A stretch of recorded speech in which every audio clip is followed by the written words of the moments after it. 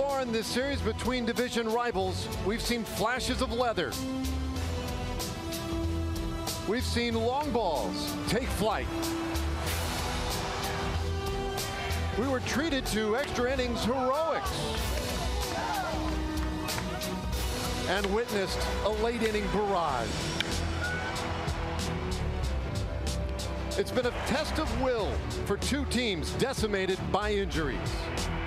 Today, winning is the only thing on their collective minds. For the Rangers and Mariners, a rubber match is up for grabs today in the Pacific Northwest.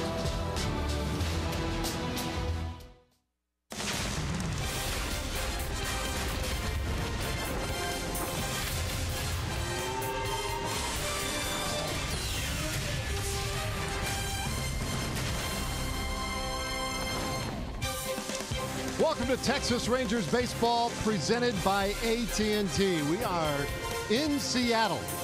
Plenty of sunshine today. Still chilly weather, though, as we get ready for the final game of this three-game series. A rubber match between the Rangers and the Mariners. And then it's a getaway day for Texas, heading down the coast to San Diego after this one this afternoon. We welcome you in. Hello again, everybody. Great to be with you. I'm Dave Raymond alongside the Ranger Hall of Famer, Tom Grieve.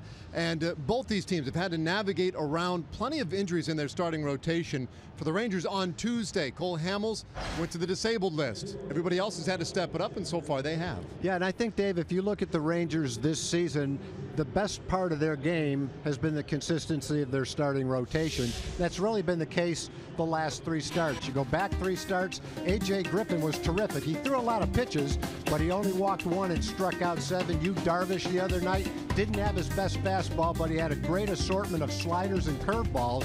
Martin Perez last night probably had his best stuff, especially a 94-mile-an-hour sinker. He didn't walk anybody. He struck out five. Combined, they were 2-1 with an ERA of 2. And you have to really like the job that they did. When the rest of the game comes around, if the pitching stays like that, everything's going to fall in place. Yeah, that has been a real bright spot lately. Today, it's going to be Andrew Cashner's turn to see if he can keep pace. Well, Andrew Cashner, if you just watch his stuff, has been very promising. The thing that's hurt him has been the bases on balls.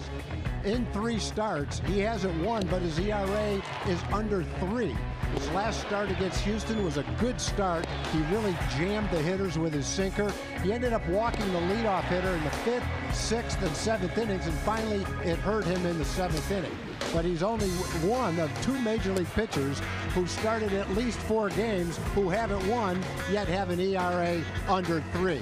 His opponent tonight will be Dylan Overton. He was acquired from the A's. He was a second-round draft choice out of the University of Oklahoma. He has really good control. The Rangers saw him in spring training. He has pretty good stuff, an average fastball, good curveball, good changeup. He's probably going to be a left-handed version of Chase DeYoung, who pitched so well against the Rangers last night from the right side. All right. Well, so we'll see if the Rangers can get to him today. The heart and soul of the offense lately has been Elvis Andrus. John Radigan will have more on him when we come back.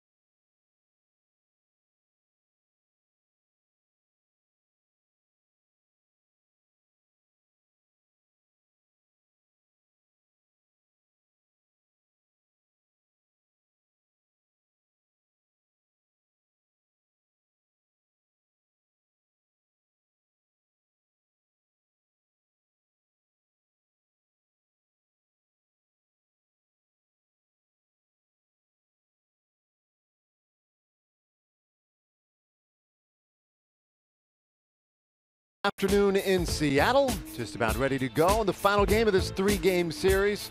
Mentioned earlier, Elvis Andrus kind of been the anchor lately for this ball club. And before the ball game today, John Radigan had a chance to catch up with him. I did indeed, Dave, and I'll tell you what, we deserve this. After a couple of chilly, no, make it cold, downright cold night games. It's beautiful, almost perfect day for baseball down here with the sun shining, and even Elvis Andrus might not need a bunch of cold weather gear today as we approach 60 degrees with just a light breeze, I should say. It's time for our Shiner Light Blonde Spotlight, and we shine it on Elvis today. In this day and age, Elvis is basically an Iron Man. You see his games, his chances, and double plays turned since '09 when he started, and those 77 games missed make it about 7 or 8 per season. It was his buddy Adrian Beltre who told him that you must fight for your playing time. Don't take a day off unless you need it. Well, he told me, he said one of his best days are the one that he was supposed to be off. And he ended up having an amazing game, 4 for 4, 2 homers, 3 homers, or whatever, or making, a game saver play. And he told me as soon as he realized that he don't want to miss any of those games, and that's that's one of the reasons that he just want to play every day. You're saying there's a chance every day. Always a chance, man, especially those days you're like, I don't feel good, and then you play, you end up with 3 hits, and after the game, it's like, thank God I didn't take a day off. Elvis has some sleeves on, but he is not ready for a cold day because it's not particularly cold, and he is ready, anxious, and willing to play a little baseball on this getaway day. Andrew Kashner will be taking the mound for the Rangers, and we'll give you the rest of the starters and the first pitch. Rangers and Mariners from Seattle one more time, next on Fox.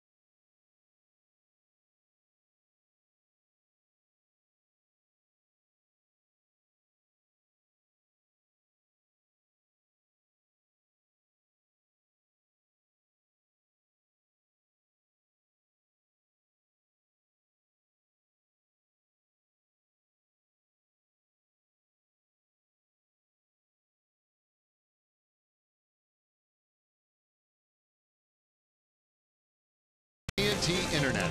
Visit AT&T.com/keep calm to learn more. And by Southwest. Yes to low fares with nothing to hide. That's transparency. Well, just about set to go. Dylan Overton, the starter today for the Mariners, making his first start of the year. And let's take a look at the lineup, the Southwest starting lineup this afternoon for the Rangers. 13 wins, 18 losses. Delano DeShields for the 11th consecutive game in that leadoff spot. Then Odor, Andrus, and Carlos Gomez, who's on a nice 2-week run right now. He's batting cleanup. Napoli swung it well in the late portions of the game yesterday. He's a DH. Then Lucroy, Ryan Rua, Chu back in right field again today, and Pete Kozma with his first start at third base. Well, check out the pitch arsenal for Dylan Overton. A lot of four-seam fastballs, a lot of changeups, and an occasional curveball. When we saw him in spring training, he pitched very well in surprise against the Rangers. He had a sneaky fastball, doesn't light up a radar gun, but he had a really good changeup and an effective curveball. So he's a smart pitcher. He's a high draft choice, second-round draft choice, college pitcher, University of Oklahoma. And if he pitches today like he did in spring training, he'll be pretty tough. So he's ready to go and gets us started with strike one to DeShields. Delano, you see the average now up at 268. And the on-base percentage hovering right near 350 for Delano. Continues to do just a fantastic job in the leadoff spot. Yesterday started the game with a base hit, but later hit a double, went 2 for 4. Overton's 1-1. That one will end up in the seats.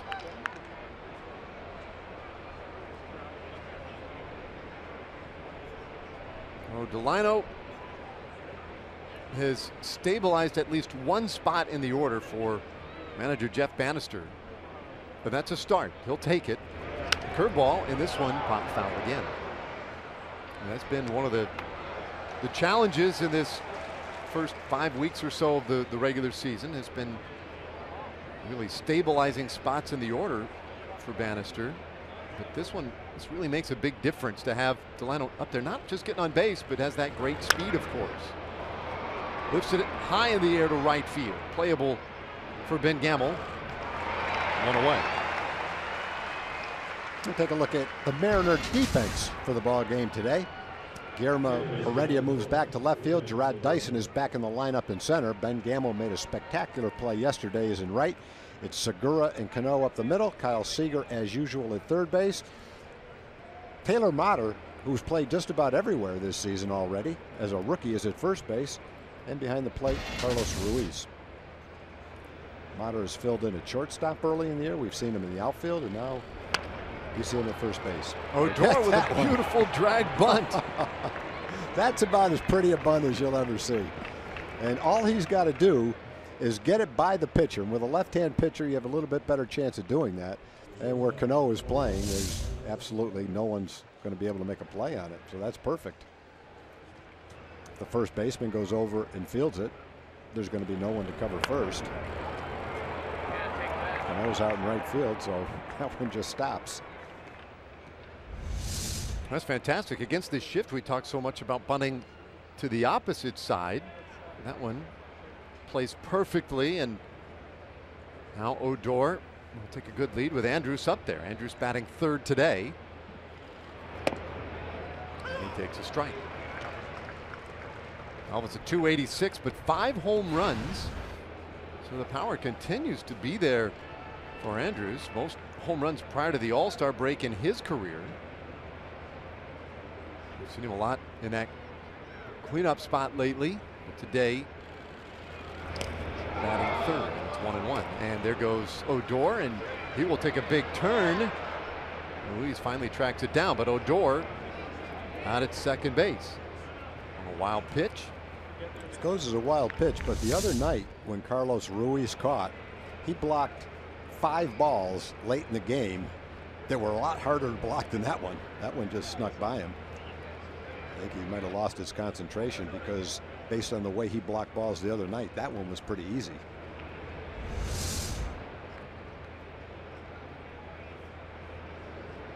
So real good start now. Odor in scoring position. And Andrus turns this one just foul.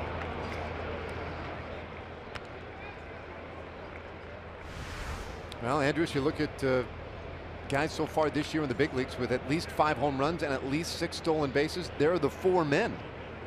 Paul Goldschmidt, how about that? The only traditional slugger position at first base, but he has 8 stolen bases to go with his 7 bombs. Ciarte and Owings.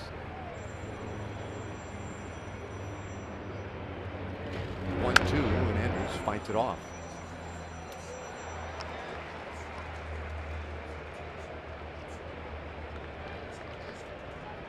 So good battle brewing as Elvis sees some pitches, and that'll be interesting too with Dylan Overton, a starter turned reliever, and now making a spot start today. He has been a reliever all year this year, both at the big league level and down at AAA Tacoma. And he's a part of that shuttle that continues to go back and forth between the two. As the Mariners try to patch up some spots, the rotation at times in their lineup, they have undergone a lot of tumultuous injury in this start of the season.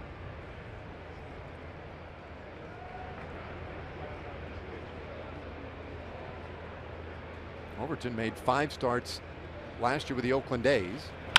And this is his 6th career start, and that ball is lined out toward right field. Andrews had to hold up for just, or rather Odor had to hold up for a second, and Andrews is going to run through to second base as the throw came into the plate. So interesting. That's superb base running. Very few players in the league have better instincts on the bases than Elvis. Elvis is looking over at Odor, wondering why he didn't score probably, but Rugnet wasn't sure that that ball was going to fall in. It was a high fastball. Elvis looped it into right center field, and as soon as he saw the throw, he knew it was going over the cutoff man's head, and he just kept right on going to second base. Takes away the double play, puts another man in scoring position, and again, it's his instincts that allows him to do that. There's guys, a lot of guys in the league that are faster than Elvis, but not many have better instincts than Elvis does on the bases. So a great opportunity now for Carlos Gomez. Carlos hitting .233. Has the 4 home runs and a chance to add to those 11 RBIs right here with 2nd and 3rd one out. Gorgeous day up here in Seattle. Lots of sunshine.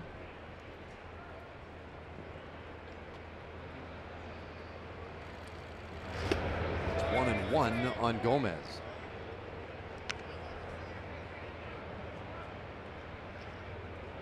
Gomez, we mentioned earlier, on a pretty nice little run now over a span of about 2 weeks. Last 12 games, he's hitting .327. 4 doubles, a triple. He's driven in 5. He's walked a lot in there as well.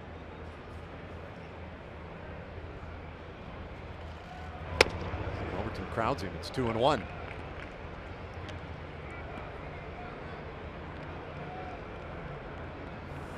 Runs have come at a premium for the Rangers in this series. Yesterday got 2 runs. Solo homer in the 2nd by Gallo and a solo home run in the 9th by Napoli. 3 runs on Friday. This ball hit high in the air. Heredia ranging over, should be deep enough to get Odor to the plate. He'll tag, and the throw will go to 3rd.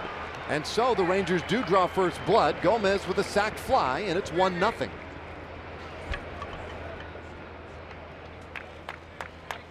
So now a man in scoring position for Mike Napoli, and we check it again with John Radigan. Yeah, and Dave, we get to our State Farm winning combination, and it involves Mike Napoli, who of course has had a slow start to the season, especially by his standards. But the winning combination for Mike Napoli has been the process and positivity. And he says following the process has been easy for him. The positivity is something that's been a little bit more difficult, but he's remained as positive as he can. And in his last 2 at-bats last night, Mike Napoli had a double and a home run. So maybe patience and positivity, our State Farm winning combination, paying off for Mike Napoli, guys. I like it, John. Yeah, and that's exactly what you hope, John, that the last 2 at-bats last night kind of paved the way for a nice little hot streak for Nap. 2 great at-bats to end the game. I'll take a strike. It's 1-1. We go back to when Rugi on Elvis's hit stayed at 3rd. He wasn't sure if it was going to fall in, and you know, with 1 out in the middle of the order coming up, you want to play it safe. You don't want to take a chance on being doubled off. You got the 4th place hitter coming up, and Carlos got him in. Carlos almost got him in, Elvis in, and himself in too. It was a belt-high changeup that he waited on and just got underneath. Otherwise, instead of 1 run, it could easily have been 3 runs. Yeah, and it's probably just not going to carry real well to that particular part of the ballpark today, as we've seen the wind blowing in a little bit from left. The ball tagged pretty well. Napoli fouls it off and stays 1-2.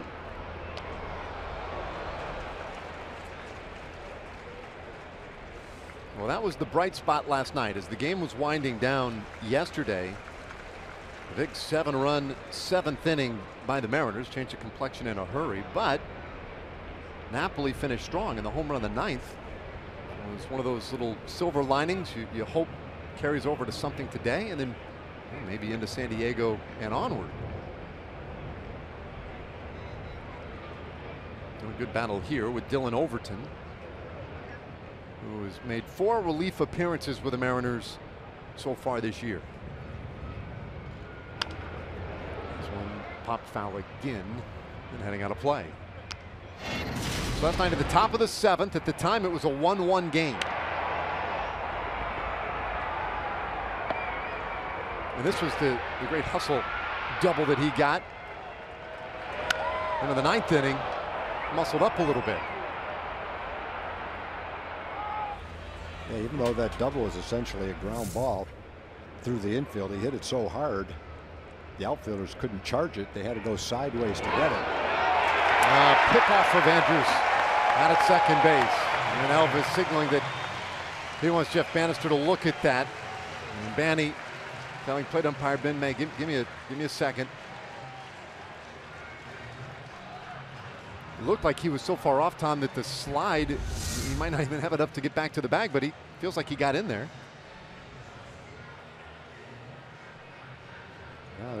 It looked like the tag came down a little bit to the right of his arm. I don't know if the side of his glove tagged him or not.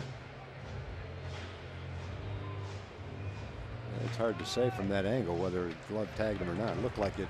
If it did, he was definitely out. And Jeff Bannister's going to let it go.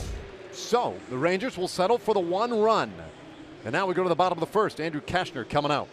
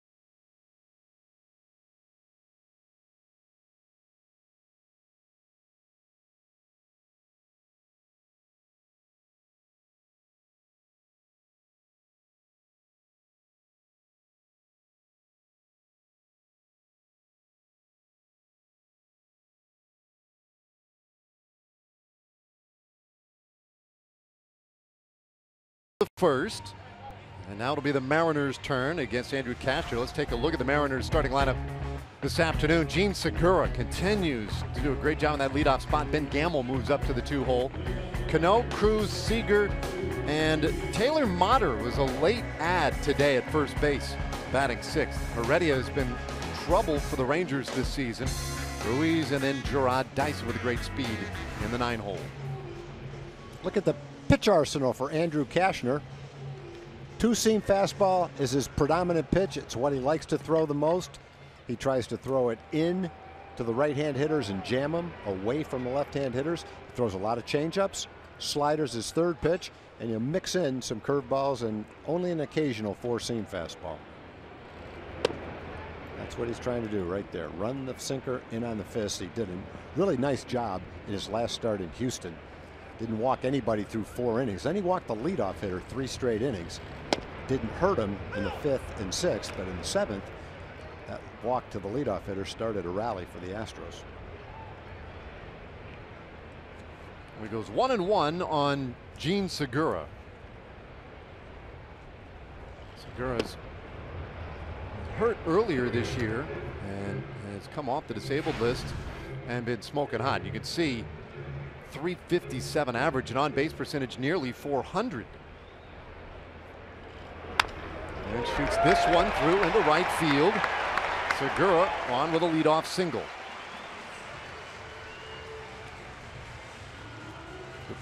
The Rangers defense is delivered to you by New Braunfels Convention and Visitors Bureau. Delano to Shields in left. Shin-Soo is back in right field again. Carlos Gomez is in center. Pete Kozma gets the start today, giving Joey Gallo a rest. Ryan Rua is at first base against the lefty. It's Elvis and Ruby up the middle. And behind the plate, Jonathan Lucroy. That's pretty nice hitting by Segura. Andrew pounded that sinker inside, 6 inches inside twice, then threw him a pretty good slider. Cut fastball down and away. He just went the other way and singled sharply into right field. But when you're hitting 357 for the season, tend to be able to do those kind of things.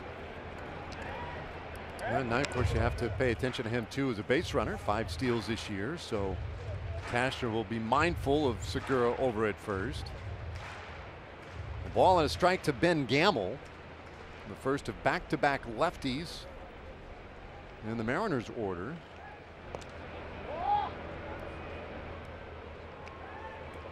In fact, the Mariners have 4 left-handers in there against Cashner this afternoon.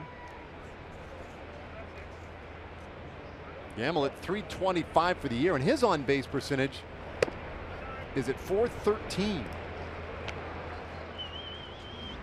He has done a terrific job for Seattle in right field. Mitch Haniger began the year as their everyday right fielder and was just tearing the cover off the ball. Got hurt, but Gamel has not skipped a beat. 2-2.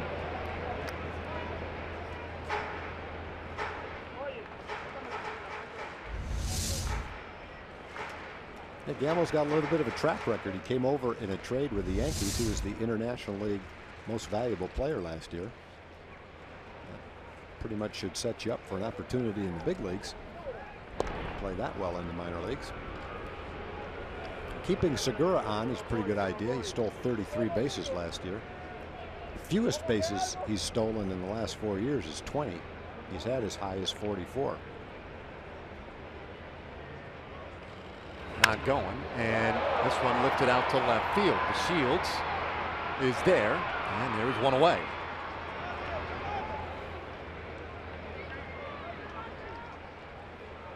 And that'll bring up Robinson Cano. That is one thing about this Mariners team is you look at the evolution under Jerry DiPoto, their general manager, and he has made a ton of moves. There's like a trade every other day in the offseason for them. But one of the things he's really done is made this team a lot more athletic. Guys like Gene Segura, Gerard Dyson, who's batting 9th today, they can scoot on the bases. They're more athletic defensively in the outfield. Of course, just trying to build around this guy, their all-star second baseman, Robinson Cano. Yeah, I would agree with you on that, Dave. I think the Mariners have done a nice job. You know, in the wintertime, everybody said, well, look at all the changes the Mariners made. And the skeptics would say, well, yeah, they made a lot of changes, but did they really impact their team? And then as the season has unfolded and you saw how Haniger got off to a good start, the job Segura has done, and the versatility and the offense that Motters provided, and you say, wow, they made a lot of changes and looks like they added some pretty good pieces. They come into play today, 14 wins, 17 losses, and feeling as if they have underachieved in a lot of respects. They're 6 games out of first in the West. It's not so much that they've underachieved, they've just been handicapped by so many injuries. And this one slicing away down that left field line makes a count of ball and 2 strikes on Cano.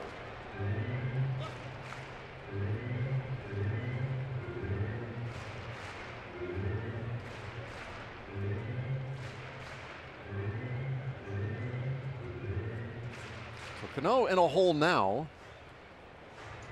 And you look at those numbers there with 2 strikes this year, hitting .281, 3 homers and 11 RBIs at .281 average. I mean, that's a good deal better than the league average of .169. So he's pretty good at dialing it in here.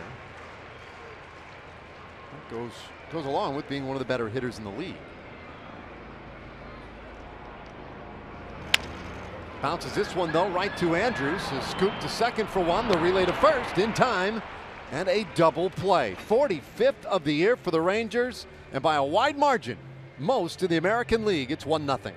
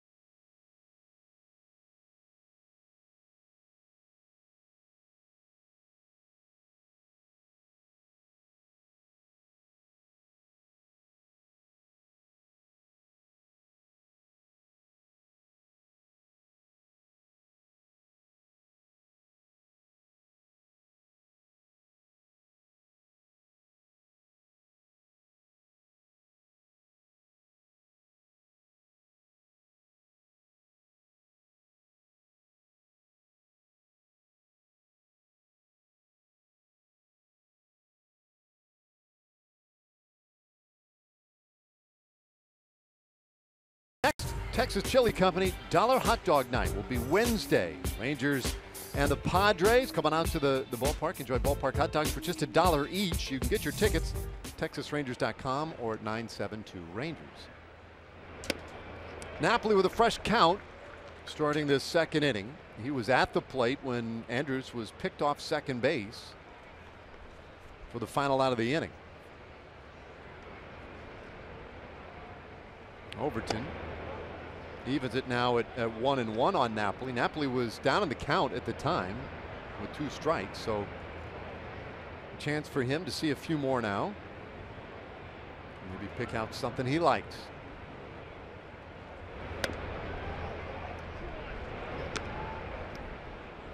It'll be Napoli, Jonathan Lucroy, and Ryan Rua in the second inning. 5, 6, and 7 hitters. It's 2-2. Mentioned earlier that Overton making a spot start here. And Seattle is trying to figure out what to do with so many arms going down lately. There's a swing and a miss by Napoli. This one will go all the way to the backstop, and Napoli will be able to leg it out and reach his first. Well, that's the way to get your leadoff hitter on. Strike out on a wild pitch. Take a look at it and see where the pitch was and what chance Ruiz had to block it. Ooh, that might go. Dave, all I can say is based on what we saw the other night, I would not have expected Ruiz to let the 2 balls go by him that have gone by him. You know, that one in the first inning that allowed Rubned to go to second was a pretty big one because that might have led to a Ranger run. Hopefully this will lead to a big inning. Both of those balls were blockable. Well, now Jonathan Lucroy. Possible, I guess Ruiz, just might not be a good morning guy. Maybe the day got on him fast today. He was great the other night in that 5-hour game that went 13 innings. He's either not as good as he was the other night or a lot better than he has been so far today. 1-1 on Lucroy. They do change that now to a strikeout and a pass ball. Yeah, that's what it looked like.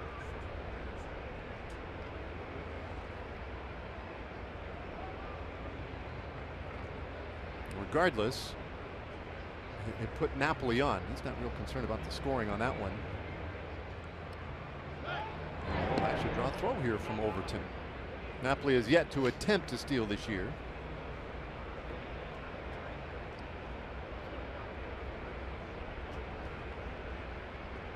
Final game of this 3-game series. Rangers won the opener in 13 innings, 3-1. Yesterday, it was another tight one, 1-1 to the bottom of the 7th, but the Mariners exploded for 7 runs and won it 8-2. Well, Lucroy gets ahead here, 2 balls and a strike.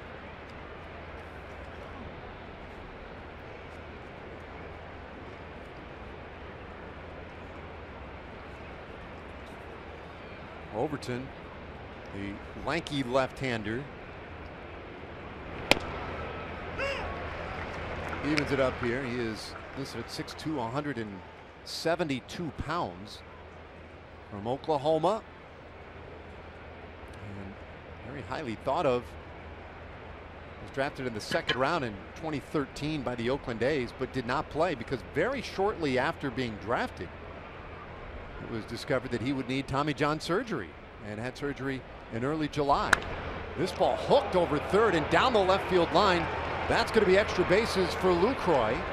Napoli into third, where he'll be stopped quickly by Tony Beasley. So a double by Lucroy. The Rangers have set it up again. Well, the wild pitch in the 1st inning allowed Rubneg to go to second and led to a run. Hopefully the pass ball in this inning will lead to a big rally and a high scoring inning for the Rangers. Decent pitch, not where he was trying to throw it, down and in though. Probably would have been a lot better off if it was down and away where he wanted it. Jonathan golfed it down the line. Here comes Knapp chugging into third. Rangers are in business here. 2nd and 3rd, nobody out.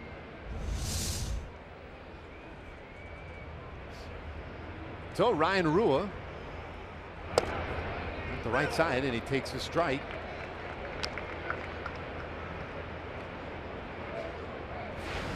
Rua getting the start at first base today. See the average at 182 for Ryan.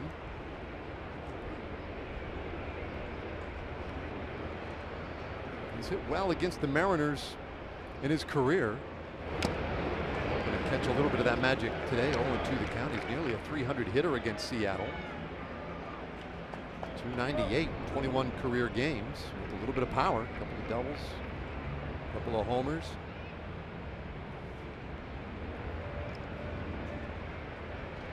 But the playing time for Rua has been a bit sporadic.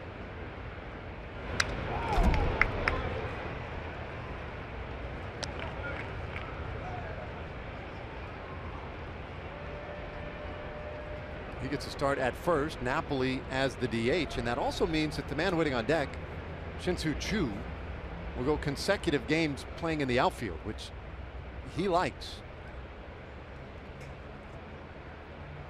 Infield is back.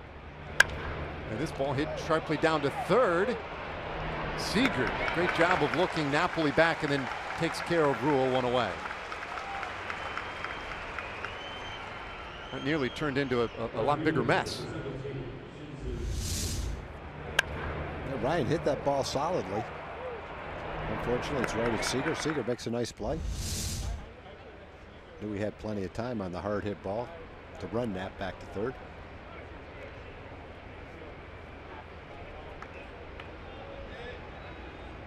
So still 2nd and 3rd base, but now 1 out, and here comes Choo. Yesterday, Choo was 0 for 4.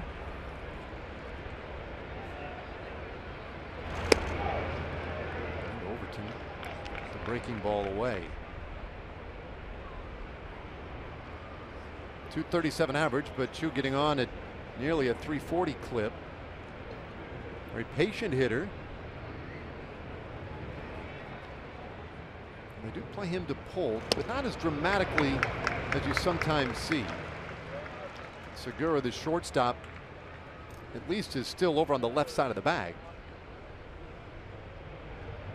Cano very deep out there at 2nd base.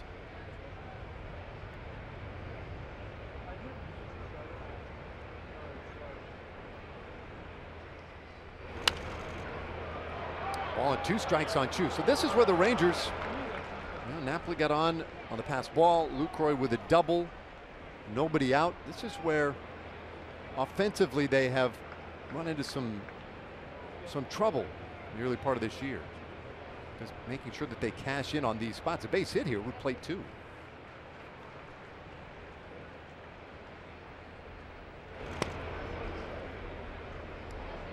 2 balls, 2 strikes on Chu.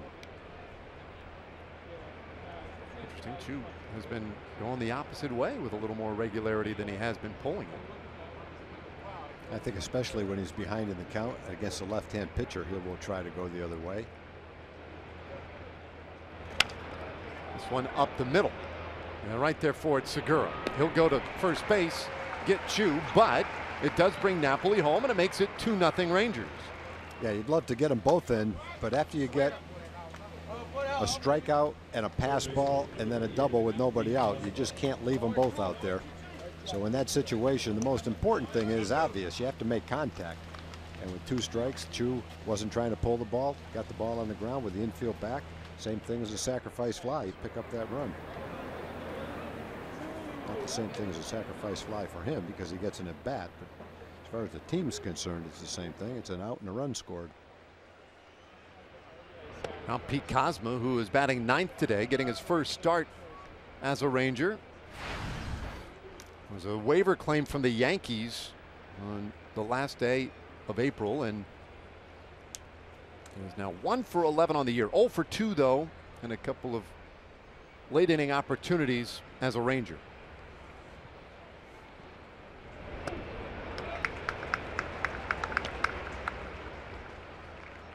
Got a couple of Oklahomans going after one another here. Overton and Kozma. Broken Arrow. And both guys who were really very sought after amateur players. Cardinals picked Kozma in the first round in 2007. It's 1 and 2. Kozma eventually made it up to the big leagues with the Cardinals in 2011. Had parts of 5 seasons with St. Louis before becoming a Yankee. And last year, limited time with the Yankees. Overton's 1-2. Not leaving it up. One thing Overton has had to do today, and that's throw a lot of pitches. This will be his 46th pitch in the second inning. And it will be interesting to see how far they're willing or able to push him today. His first start this year. He's pitched 4 times in relief. Kozma fouls it back. And Ruiz will not have room. So there's already been pressure on both these bullpens during this weekend series.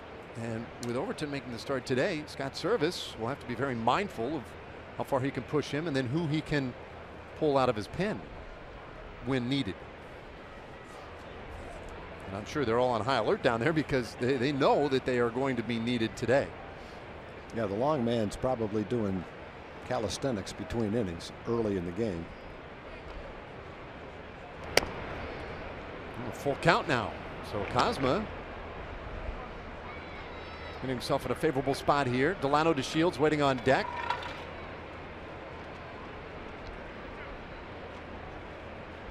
A man at second. It's Jonathan Lucroy. 2 away in the inning. Rangers scored 1 in the first. They've added another here in the second.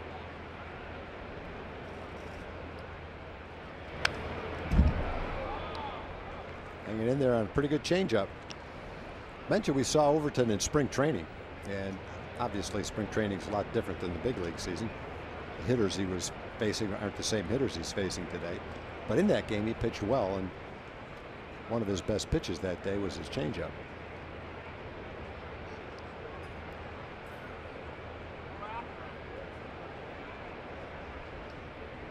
Digs in for a big pitch here, and Kozma takes ball 4. So 2 runners aboard now. The inning continues for Delano DeShields, and just like that, Mel Stottlemyre will head out there and have a word with Overton. That is a big number. 48 pitches at this point of the ball game. We were talking last night about when a team sees a pitcher for the first time. Overton, a guy that the Rangers have seen in the past with Oakland. And as you mentioned, spring training yesterday was Chase DeYoung, the starter for the Mariners. And we're talking about, you know, that the mystique, the mystery, I guess, is a guy faces a team for the first time. Of course, today Overton has shown them a lot in 48 pitches, one time through the order. Yeah, he's thrown that many pitches, but he's thrown twice as many strikes as balls. So his strike to ball ratio is pretty good, really. The Rangers are just looking at a lot of pitches and working the counts. They're not up there swinging at the first thing he throws, which is probably a good idea against a pitcher you haven't seen very much. Make him throw a lot of pitches, get a better look at him.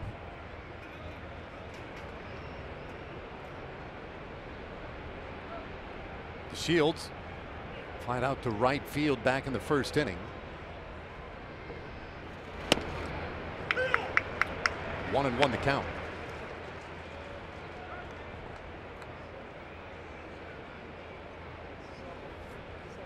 Overton was a guy when he was in the minor leagues, was one of the things that marked his numbers was the fact that he gave up very, very few home runs. He kept the ball in the yard no matter where he was. Whereas last year, you mentioned that he made 5 starts, made 2 relief appearances with Oakland. He gave up 12 home runs in 24 1/3 innings.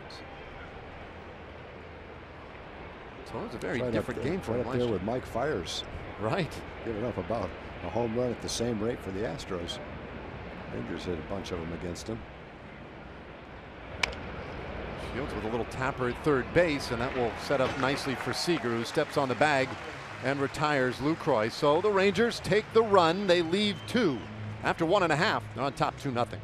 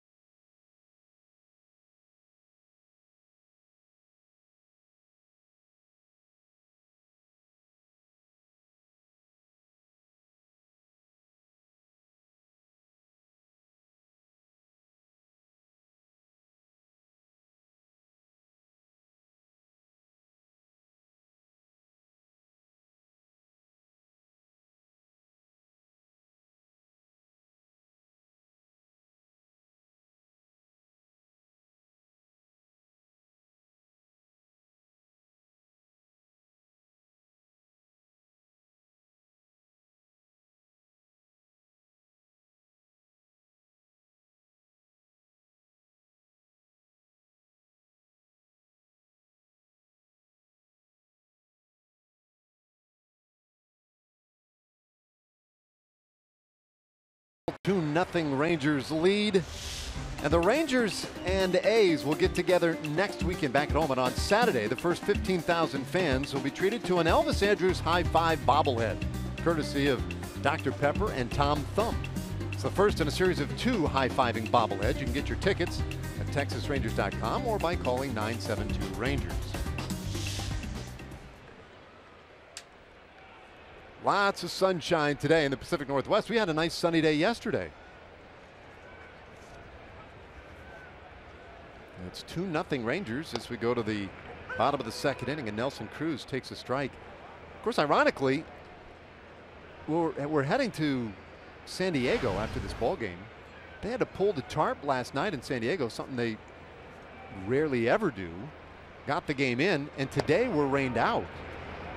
And it was only the second rain out in San Diego since 2006. So they've had the bad weather down there where you expect it to always be sunny. Cashner pumps one in, and it's 1-2 to Nelson Cruz. Cashner worked around the leadoff single last inning, got the double play to end the inning. And he strikes out Cruz looking. Look at the sides of the plate. From one side of the plate, back and forth. Inside, outside, inside, outside. All 4 pitches right on the corner. And I think that's the hardest thing for a hitter to contend with. Up and down, not quite the same as in and out. Well, that's locating your pitches perfectly. Nelly didn't like the call, but sometimes when you don't like the call on the outside pitch, it's because you're aware of that last pitch on the inside part of the plate and you just don't see it that well. But all those pitches were right where he wanted them. Now Seager, and he takes an inside strike.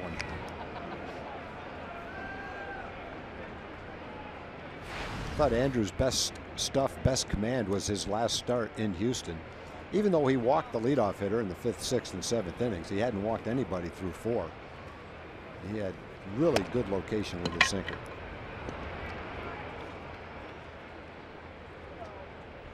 The other side of it is, if the Rangers had scored a lot of runs for him this year, he would have a little bit different record. They had 2 runs for him in the game against Houston. Prior to that, just about nothing. Yeah, well, exactly nothing. He's had 2 runs total of support this year. That was his last game. Yeah, he's 0-3, but has a .295 earned run average in his 4 starts. He took a 2-1 lead into the 7th inning of the game in Houston. And when he left, there were men on base that ended up scoring. But for most of that game, he was really good. It's 3-1 to Seager. And this one is popped up and into the stands.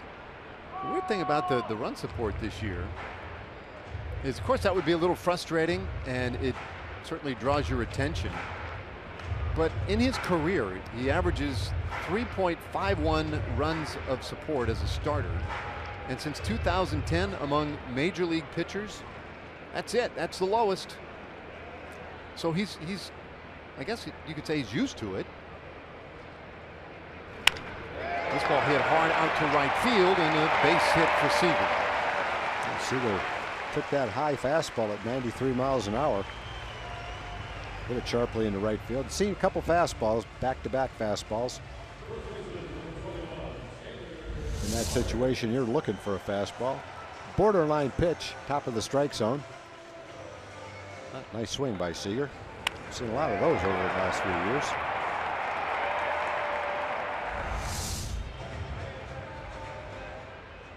So the Mariners with another base runner now, and it brings up Taylor Motter.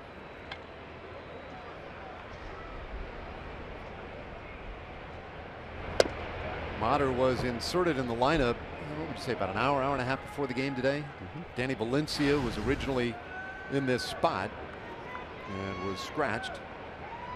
Motter added, and as Tom mentioned earlier today when looking at our defensive chart, they've been able to use him all over the place, and he's been very good. Well, we say this all the time too. In today's game, with managers needing as many guys as they can keep in the bullpen, a lot of times your bench only has 3 people on it. One of them has to be a catcher. One of them has to be someone who can play shortstop. And it's just, you're just so fortunate when you have a guy like Motter who can play shortstop as well as almost anywhere else on the field, as the Mariners have shown this year. If you go way back when teams used to carry 10 pitchers or maybe 11, you had 5 guys in the bullpen, maybe 6. Then your bench had anywhere from 4 to 6 extra men. You could afford to have a guy that only played outfield, only played shortstop or second base. Now you have to have versatile guys. They're very valuable. They got Motter from Tampa Bay. Really didn't have a big season last year. He hit .229 in AAA, 188 in the big leagues.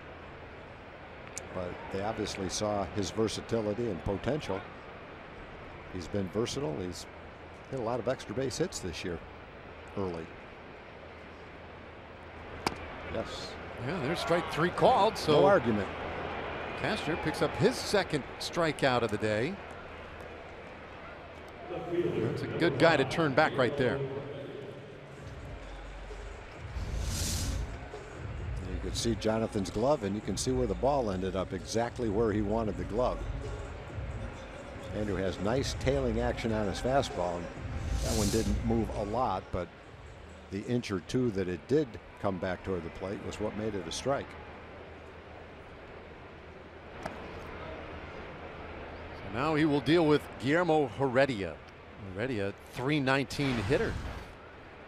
And you see getting on base in a very impressive rate, nearly 40% of the time. And he has been a tough one for the Rangers in this early part of the season. Very impressive to watch. It's 1-1. Already with a 3-game hitting streak currently, but 6 hits on that streak as he'll get a new bat. Right off the cupped end of the bat and chipped a small piece off the end of it. We've seen a lot of that in this series. Little pieces of the bat breaking off. Nelson Cruz has had a couple of at bats in this series, a couple of hits in this series that have destroyed bats.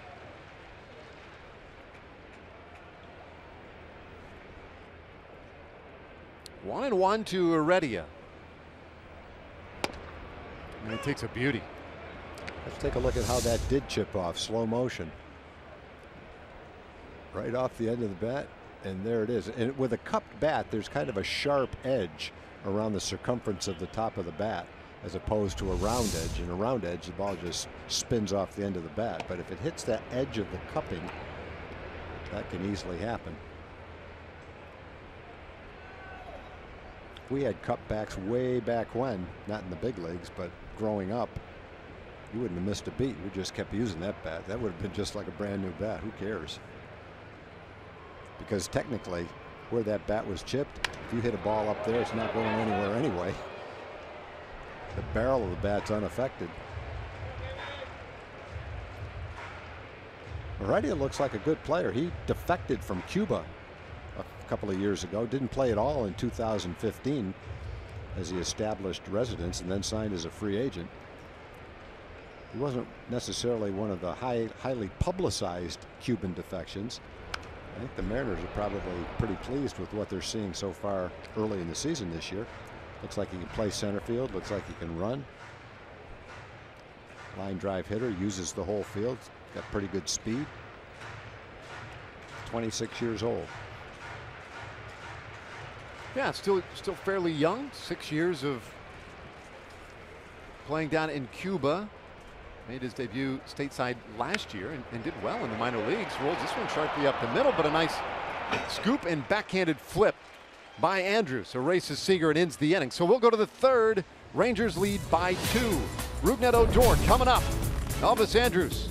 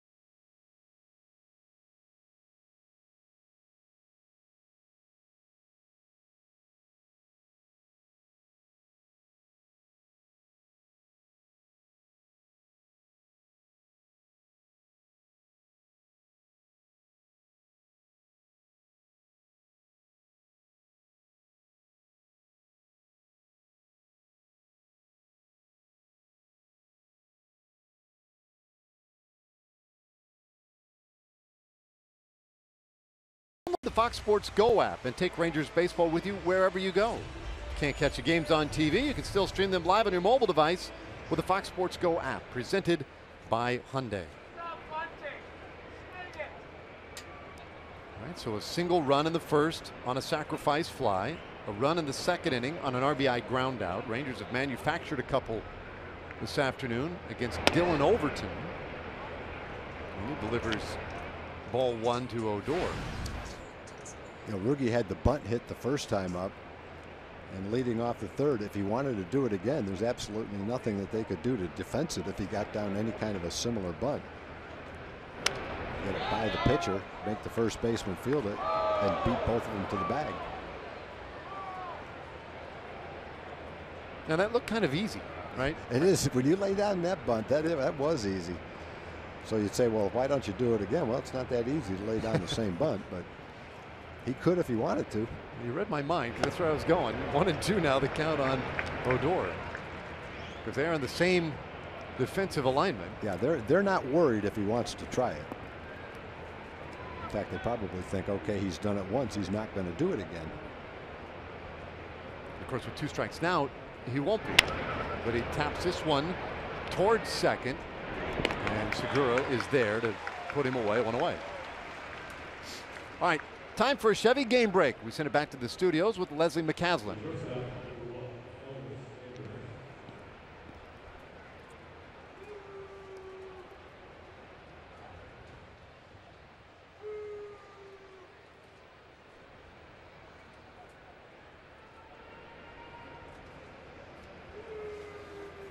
All right, thanks, Leslie. 1 out here in the third. Twins are hanging right in there, 15 and 13 in that very even Central Division. That division has been crazy. As we take a look at our news and notes, part of it has been the great pitching of Irvin Santana. You see at the bottom there. Although today, 6 runs allowed. He'd given up, what, 3 total runs in his first 6 starts? So the game tends to even up on guys over time. It seemed to happen all at once today. Backhand stop in the hole for Segura. The throw offline at first, and Andrus is aboard with 1 out in the 3rd inning. Yeah, the hard part of that play looked like the backhand play on the bad hop. Once he did that, it looked like he was going to be able to make the play, but he had to rush the throw, and he wasn't able to throw it accurately. Nice pickup. Not so good throw. Oh, an error on Segura. So Andrus is on, and he's got good speed. The Rangers had the leadoff hitter on in the 2nd inning on a strikeout pass ball. Now they got the 2nd hitter on with 1 out here on an error, trying to take advantage of this. Yeah, they've received some pretty good breaks here early on. The wild pitch in the 1st inning. Wild pitch helped them out too. Gomez drove in that first run of the game back in the 1st inning. As you pointed out at the time, he just missed hitting it out of the ballpark. Yeah, he got underneath it. There's a changeup that he waited on. Wasn't out in front of it at all. Shanks that one off and out of play. It's 1-1. Gomez in that cleanup spot today. Great daytime crowd here today. We've had 3 really good crowds this weekend. Of course, if you're ever going to go to a ball game, I don't know why you wouldn't come today. 60 degrees, breezy, perfect day for a game. 2 balls and a strike on Gomez. This town's been hopping yesterday. The big crowd here. They had a soccer game next door yesterday earlier in the day, and that had a huge crowd spilling out in the afternoon. Yeah, our bus driver Pat has been negotiating a lot of different routes to get to and from the ballpark. He had to contend with a marijuana protest in downtown Seattle yesterday. He said, we got to leave now or I'm not getting out of here.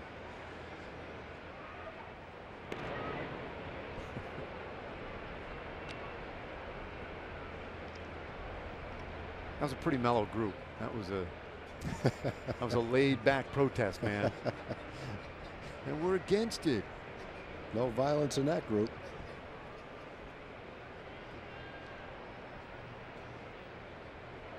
Check swing. Did not go, and it's 3-1 on Gomez. Good spot. Good hitters count right here. Fastball count. Overton throws about 30% changeups. And so in this count, to a guy with power, it might be a situation where he thinks about throwing a changeup instead of a fastball.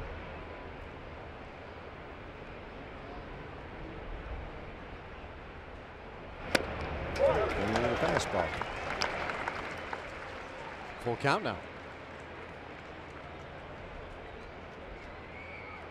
Gomez has been getting his way on base pretty consistently.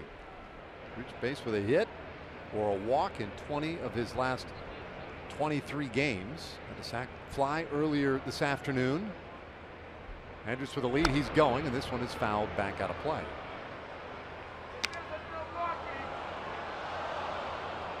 A chance to catch up for Elvis.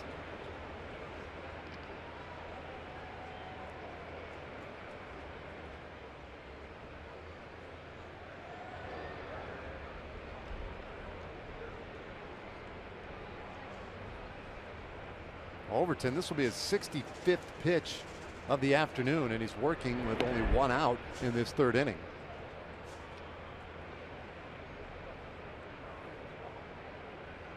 Spot starting today. Trying to give this Mariners team a little bit of a break.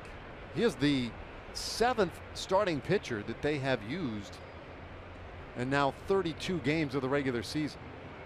Andrews going again, a swing and a miss. His strike 3, and Andrews is out. And by a mile at second. Inning over. No runs, no hits, an error, but nobody left. 2.5 in this afternoon. Rangers by 2.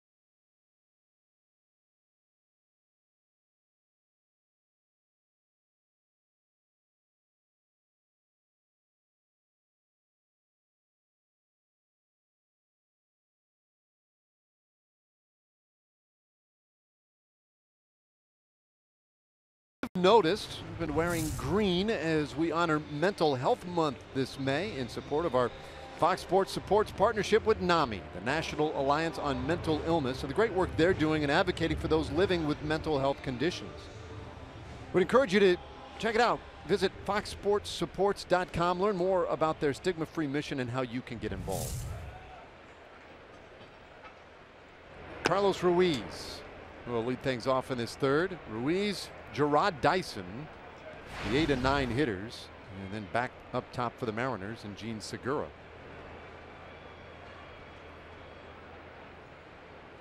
.125 average for Ruiz.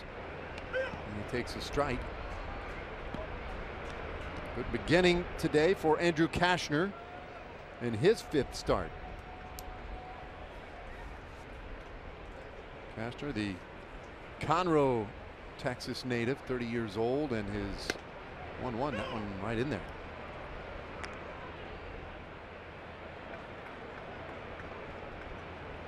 Andrew, the big offseason addition to the rotation for the Rangers, signed in late November, just before Thanksgiving. And was hurt briefly during spring training, and Ruiz couldn't stop. He went around. That's the third strikeout today for Cashner. Called third strikes. Catches him looking. Good movement on his pitches. And comes back inside corner. And in 2 out of 3 cases anyway, the hitter was walking off before the umpire called it. They knew it. Nelly Cruz didn't feel the same way, but looking at the Fox tracks afterwards, there was no doubt it was a strike. Another one comes back and catches the inside corner. That's definitely Andrew's plan. Go from corner to corner. So far, so good. And it was a really good plan against Houston in his last start. He was pretty sharp in that one. And his 1-strike offering, Dyson fouls it back, so it's 0-2.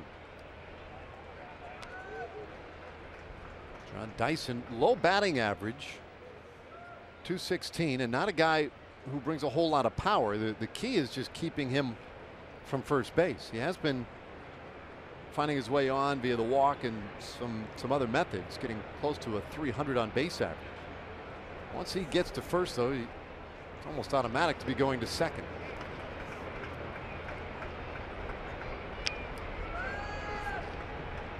Talk about pitching to contact. He's a guy you want him to put it in play.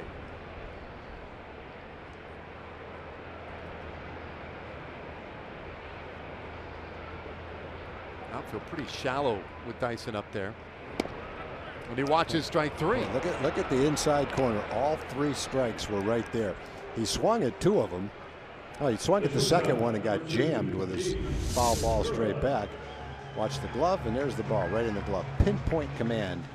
That 2-seam fastball. 3 strikeouts through 8 hitters. So now to the top of the order for Segura. Yeah, 4 strikeouts for the first 9, and Segura takes ball 1. Gene Segura, our TXU Energy Power player to watch, and since getting healthy, hitting just short of 400. I mean, he has been swinging it well. 1-1 the count, and he singled in the first inning. Segura with one of the 2 Mariners hits so far this afternoon off Andrew Cashner.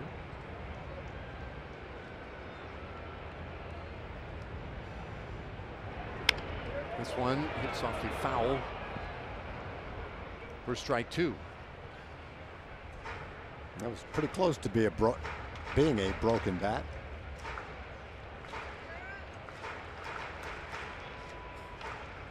It seems like every time we look at the Fox tracks, there's not much in the way of a pitch anywhere near the middle of the strike zone.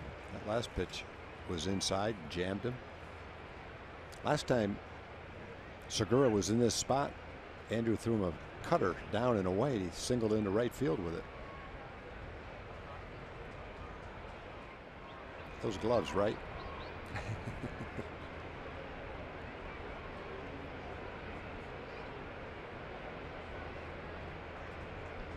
Castner made him wait for a moment, and now the 1-2 pitch, and a bouncer left side and through. Segura with another hit. Mariners have a base runner in the 3rd inning. He hits a lot of pitches. He hit the cutter that we talked about that was down and away. This one, Andrew comes back in with a good sinker. I don't think that's a strike. Segura got enough of it to sneak it by Cosma at 3rd base. He's 2 for 2 on the day. Trying to throw that one down and away. Came across on the other side of the plate. Turned out to be a pretty good pitch. Not where he wanted to throw it, but Segura hit it anyway. Now first pitch swinging, and this one lined softly to short, and Andrews able to pull it down for the final out of the inning. No runs, a hit for the Mariners. They leave a man, and we go to the fourth. Rangers lead by 2.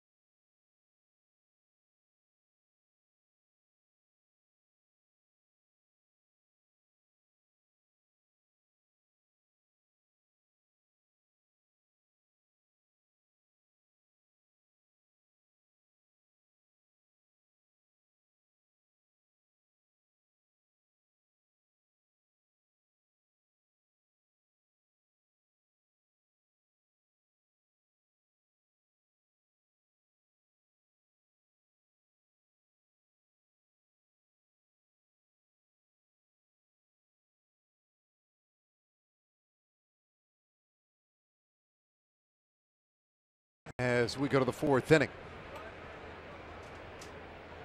Mike Napoli and Jonathan Lucroy and Ryan Rua in this fourth. 2 runs, 3 hits, no errors for the Rangers today against Dylan Overton. And Overton back out to do some more work despite a pitch count. Continues to elevate for him.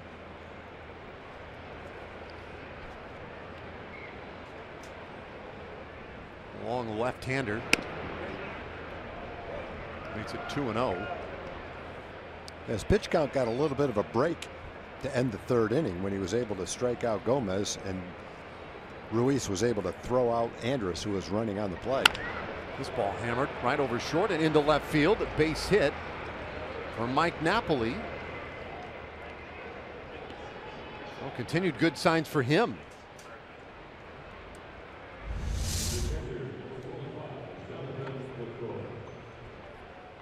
Yep, that's hits in 3 out of his last 4 at bats. Another line drive. Knapp got on base to lead off the 2nd and scored, trying to get another rally going. All right, so a good start to the 4th inning now, and here's Jonathan Lucroy, who doubled in that 2nd inning.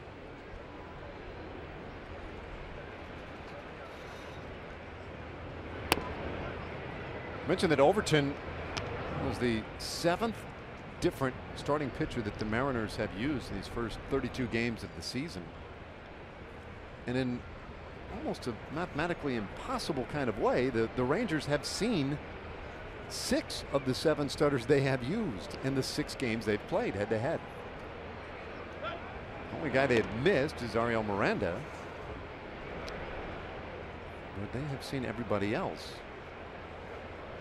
including Felix Hernandez on the disabled list, Sachi Ukuma, James Paxton on the disabled list. Yeah, the guy I don't think they're disappointed to miss is James Paxton. He was pitching great. He's 3-0, 143 ERA, a 190 opponent's batting average. 45 strikeouts, 37 innings. Like every pitch he threw was about 97 miles an hour. And this was going to be his start today. Yeah, yeah. They don't think that his injury is a serious injury, and he's hopefully going to miss for them 1 or 2 starts.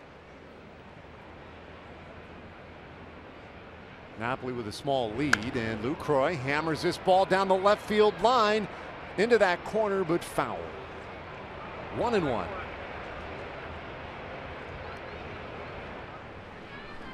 See some activity now in the Mariners bullpen, and that's Bregman. They just brought him up today. And there was some thought earlier in the week that maybe he would be the starter today. Christian Bregman, who had been a starter at AAA Tacoma. In fact, he and Overton were kind of battling it out during spring training. Overton, frankly, just pitched better during spring training than did Bregman. Lifted high in the air, center field. Dyson, dealing with the sun, makes the play, 1 out. Well, the next Ozarka online ticket Thursday is this Thursday. Rangers and Padres, final game of what will be a 4-game series, home and home. Tickets for all Thursday home games are half price in the upper reserved upper box and Lexus Club Terrace. Go to texasrangers.com/specials. Use coupon code Ozarka to redeem this offer. That is it for Overton.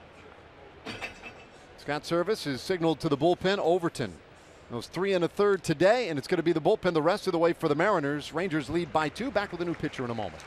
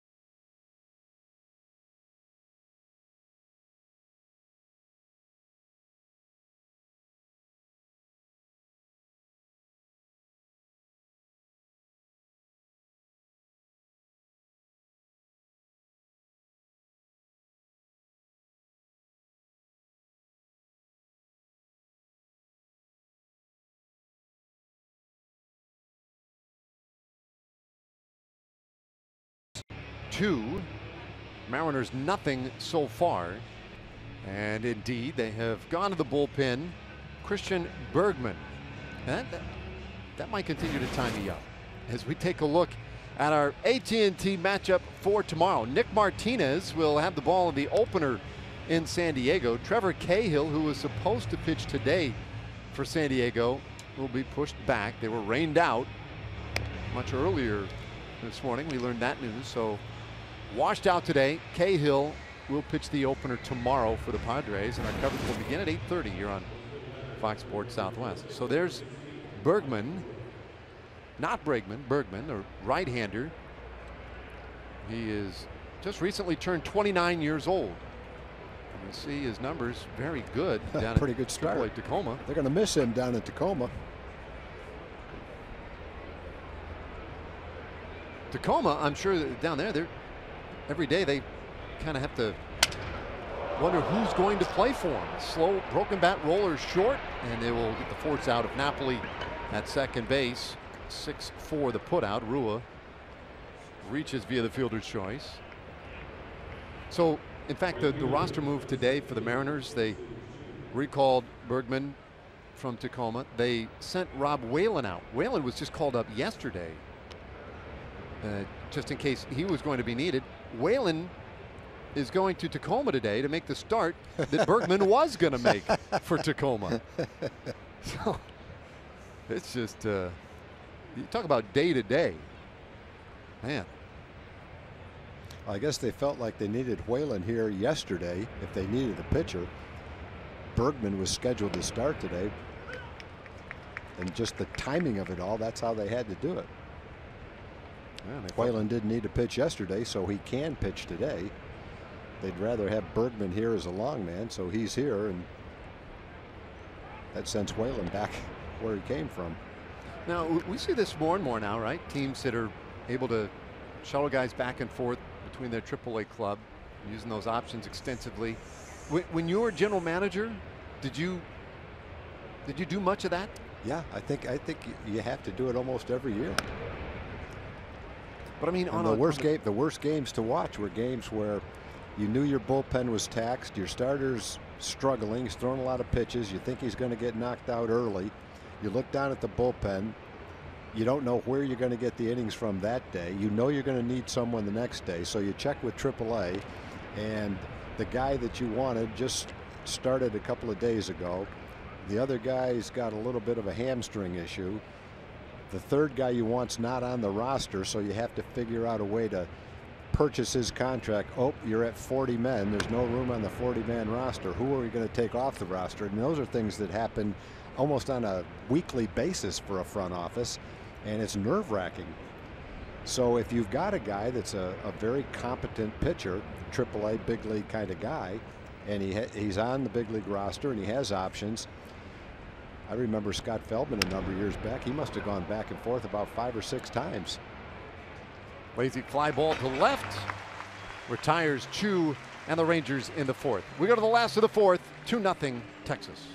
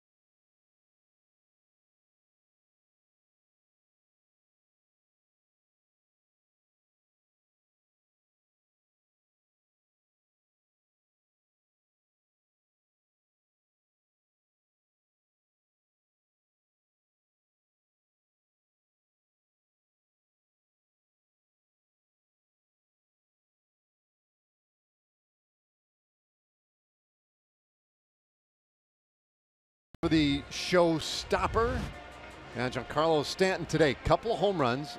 It was a 3-run blast to the first inning. His second home run, that was in the 3rd inning, 468 feet, but he hit it 117.6 miles per hour off the bat. 3rd hardest hit ball this year, and that was impressive. Yeah, there's been few guys in the history of baseball, if any, that can hit a line drive harder than this guy can. I remember when they came to Texas to play, watching him in batting practice and just seeing those low line drives that looked like they were base hits to left field that short hopped the left field wall. Then watching him last year in San Diego in the home run derby where he was hitting them, and it's just incredible. It goes back to a conversation we were having earlier in the series of 80 power. Yeah, that's 80 He's got power. it, and then some. And we might have a guy in the American League to see more frequently now in Aaron Judge. He's even bigger than Stanton. I'm not saying he's hitting him harder than Stanton, but he's starting to approach that kind of power. Well, Cano leading off this 4th inning, serves it out towards center, and it drops in. Mariners have the lead man on. All right, now the longest home runs this year in the big leagues, and that one now tied for 5th. Jake Lamb of Arizona, 481 feet. Wow. Ball does tend to carry in Arizona. I don't know if that was a ball he hit at home or maybe even in Denver. Who knows? Yeah, go ahead, hit it there. This guy can hit him a long, long way as well. Nelson Cruz, designated hitter and cleanup man today for the Mariners. He went down looking in the second inning, but a .330 average, 5th in the American League, and his 28 RBIs tied for most in the American League.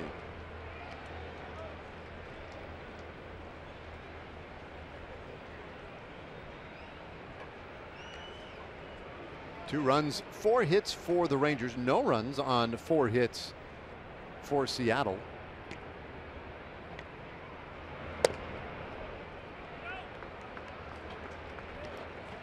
Two and 0 on first base umpire Mike McClinsky said he held back.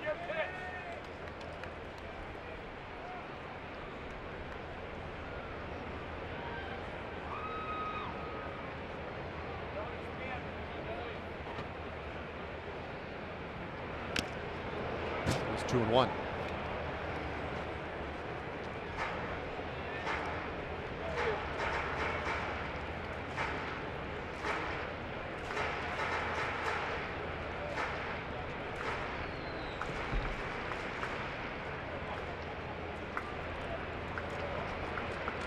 Castro's been pretty good in these first 3 innings, and he did swing and a miss, makes it 2-2.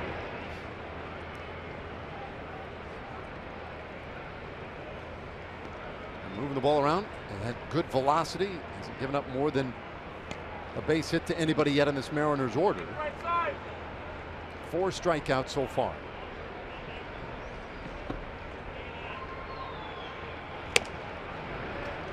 Tried to hit the outside corner with that same pitch that Nelly's took for strike 3 the first time up.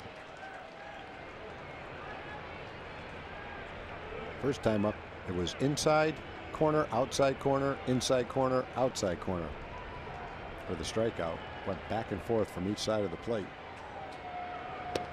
And a swinging strikeout. Well, they missed a couple that were hittable, at least location-wise. All right, so we're talking home runs there a little bit. Let's go back to last year. Now, these are the longest home runs of last season. Giancarlo Stanton, over 500 feet. Now, it's in Colorado. And the man who just struck out, Nelson Cruz. That was a rocket. And Nomar Mazara. Hard to forget that one. 491 feet.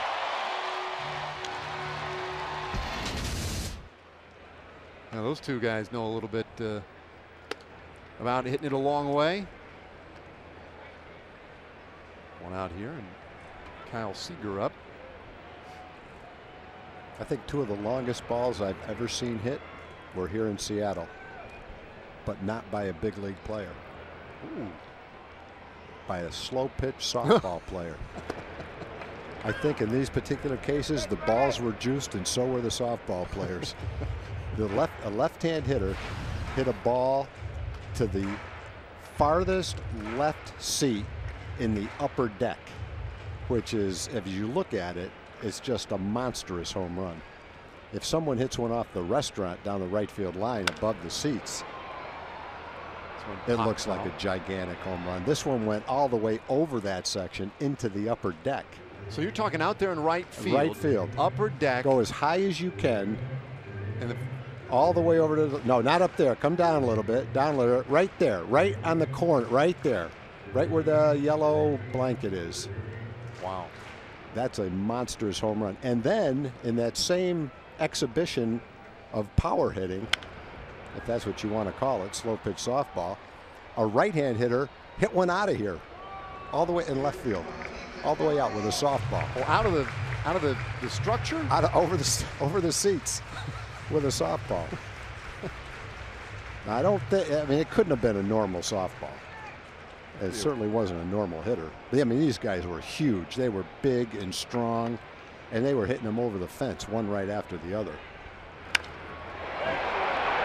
This ball hit well out to left center, but Gomez is there, and there are 2 away. Yeah, I don't think there's a more fundamentally sound outfielder, and we'll talk about him in a minute, than Carlos Gomez, but we've got another home run queued up for you right here. All right, now this is late May last year. Nelson Cruz, now in batting practice, mind you. And who would have been filming it? But there it goes all the way out. He hit it where that softball player hit it, all the way over the stadium. It's like a couple of those guys might not have seen it. Nelly's having to tell them where it went. Yeah, I don't know how they could have had that camera shot for that home run. Looked like Felix Hernandez was trying to tell him, no, that was foul. It was not foul. Even if it was, it still went a long way. They're talking about Carlos Gomez. I don't think there's a more fundamentally sound outfielder in Major League Baseball catching a fly ball than Carlos Gomez. He gets in position to catch the fly ball on every ball, even if it's routine. I asked him about that yesterday. Is that something he was taught? And he said no. On a really high fly ball, when you have to make a throw, it's very hard to time it because you're having to wait to judge it, and you don't always get to come in on the ball perfectly to make the throw. So what he does is he tries to practice catching the ball as if he's going to have to make a throw on every single ball. And it comes in and makes a shoestring catch on that sinking liner. Even the routine ones. It's a great habit to get into. He is something else. Real nice play to end the fourth. We go to the fifth. Rangers up by 2.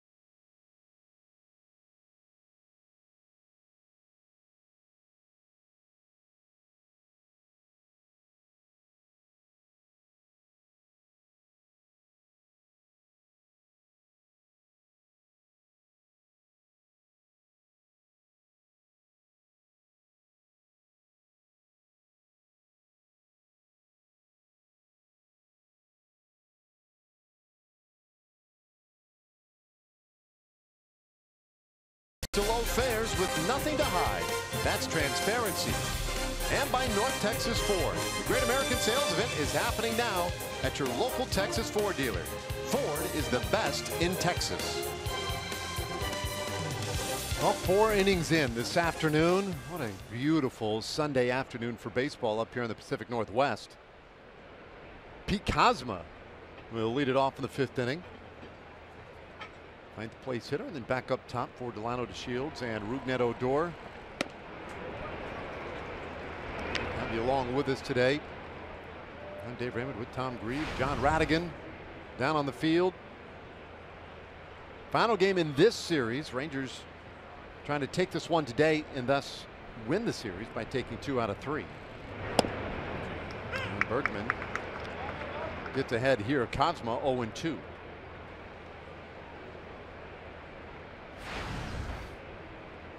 Kozma walked in the 2nd inning.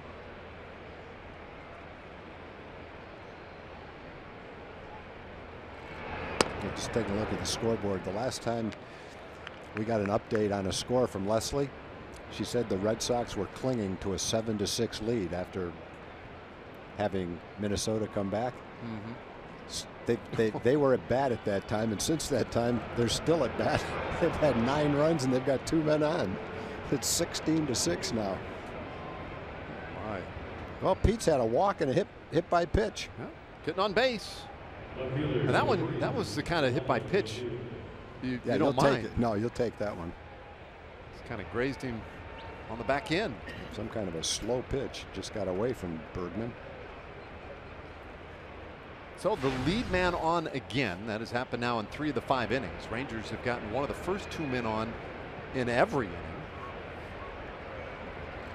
The Shield shows bunt, drops it to that third base side. Seager will handle it. And Cosma just got back in there. He took a little bit of a turn, thinking maybe I might be able to sneak over to third, and Motter threw behind him, and the tag play was very close.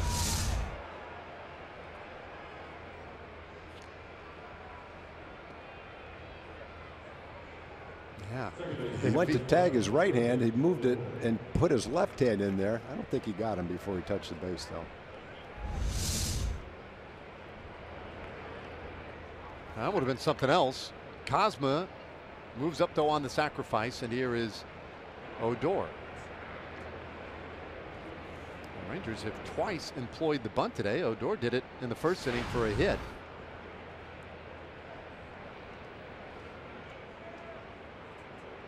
Bergman, who has come on a relief of Dylan Overton today, has come right after these Rangers hitters, right in the strike zone.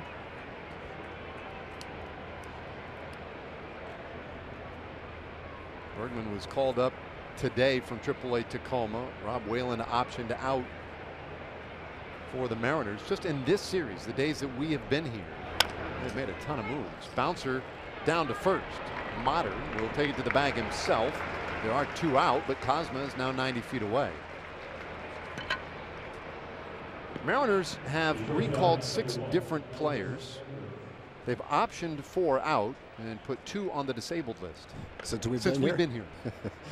Well, we saw 2 of them have to come off the field in the same inning about 5 minutes apart in the 13-inning game. Now, how about that? Gene Machi, one of the guys who came off, they haven't even put him on the disabled list. They think he's going to be okay. Nerve problem in his thumb. So 2 out here, and Elvis Andrus takes a strike.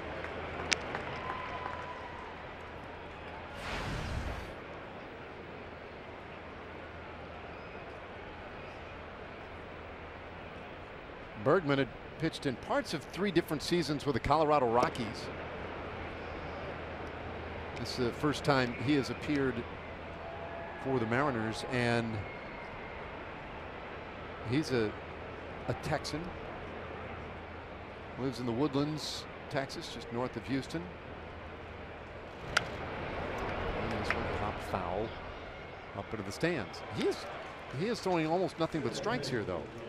And that's great, right? I mean, you love that. I think as a pitching coach, as a manager, you want a guy to go after hitters, fill the zone, that kind of thing.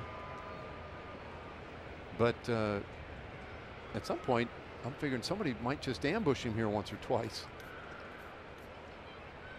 The difference between throwing just a strike and a quality strike, but he's been right in the zone, and a little bouncer to second. Cano will take care of Andrus, and that will end the inning. So Rangers leave a man at third, but they lead 2-0.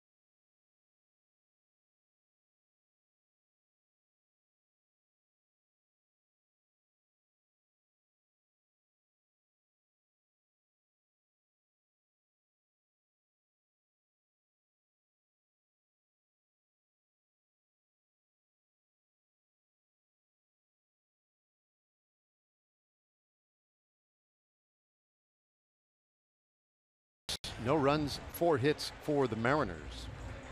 Our Kubota power stats today. Well, Andrew Cashner, season high 5 strikeouts, and all of them on the fastball so far. He has been moving it around well. There's a bottom third of the order due in this 5th inning. Guillermo Heredia, and there's a breaking ball. Haven't seen many curveballs today.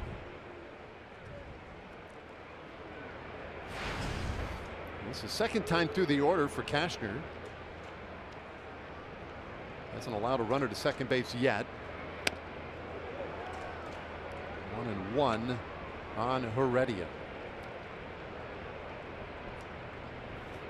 You may notice the little gray colored pad on his right hand on his batting glove. Kind of see it. It's a little pad the players wear to protect their thumb from all the times they're getting jammed or hitting it off the end of the bat. It vibrates right in there and can give you a bone bruise. And so you'll see a lot of players wear that little pad to protect their thumb from the vibration you get when you don't hit the ball solidly on the bat like that. A little bloop, one hopper. Andrews Beautiful. with a great bare hand throw, and he gets Heredia. Nice play. He knew he was going to have. That's the only play he had. And after that one, Heredia might have to go get another pad to wear on that hand. That's about as bad as you can get jammed. Runs that pitch. That might have hit the pad on his thumb.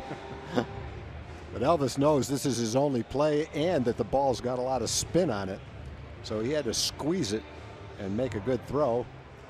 Andrew appreciates the nice play behind him. You hate to make that kind of a pitch, get that kind of a contact, and see the guy make first base. Well, that time the breaking ball really made Ruiz look off balance. Ruiz struck out in the 3rd. 1-1 the count. Well, I can't get over how easy guys make it look, though, Tom, on the bare hand. Yeah. You're running, that thing's spinning, and you grab and throw in one motion like that. Just seems like it is ripe for disaster. So another one off the handle and another bare hand. If you can do it, so can I. Oh, Dorr takes care of Ruiz. You know what it boils down to, though, Dave? These guys are superb athletes, the best in the world at what they do, and they practice all the time. It's not as easy as they make it look, and all you have to do is watch a lesser baseball game at a different level and watch them try to make this play. You can see Rugi, you have to catch that ball with all 4 fingers to make sure you catch it, and then you have to maneuver the ball in your hand to get your first 2 fingers on the ball to make the throw. It's certainly not easy, but for a big league player with their talent, some of those plays that look routine, they are routine for them. They're just not routine for the rest of us. Well, 2 outs to start this 5th inning, and I think the other thing, Dave, that's amazing, we talk about this from time to time, is the agility and the ability of the middle infielders and the infielders to make these plays today, and the fact that they're probably just guessing anywhere from 10 to 20 pounds heavier than they used to be in the old days when guys like Mark Belanger and Louis Aparicio and Ozzie Smith and whoever you want to pick were the same kind of fielders.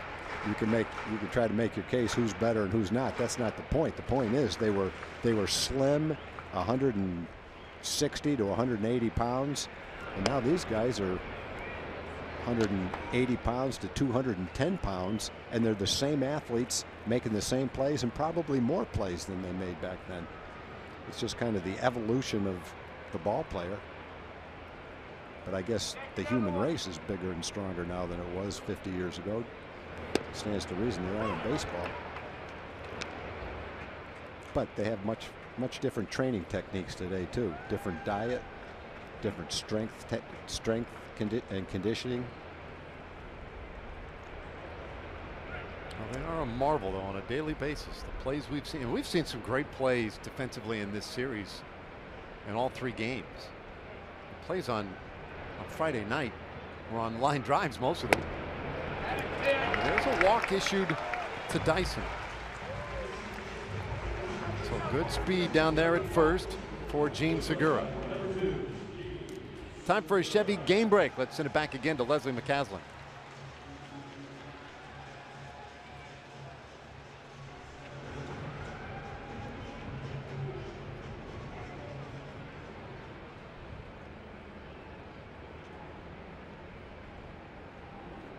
Thanks, Leslie. 2 away here. Dyson with a good lead at first. He leads the league with 9 steals.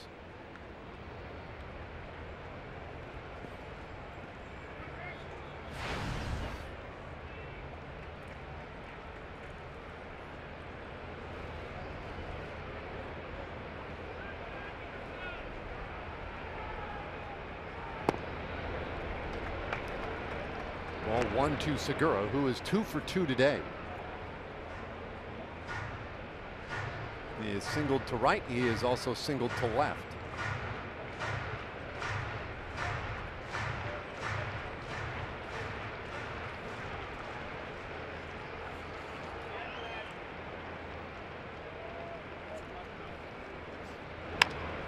Bouncing ball this time to the right side. And Odor is there, and that will do it as he puts away Segura. We go to the 6th inning, and it's still the Rangers 2 and the Mariners nothing.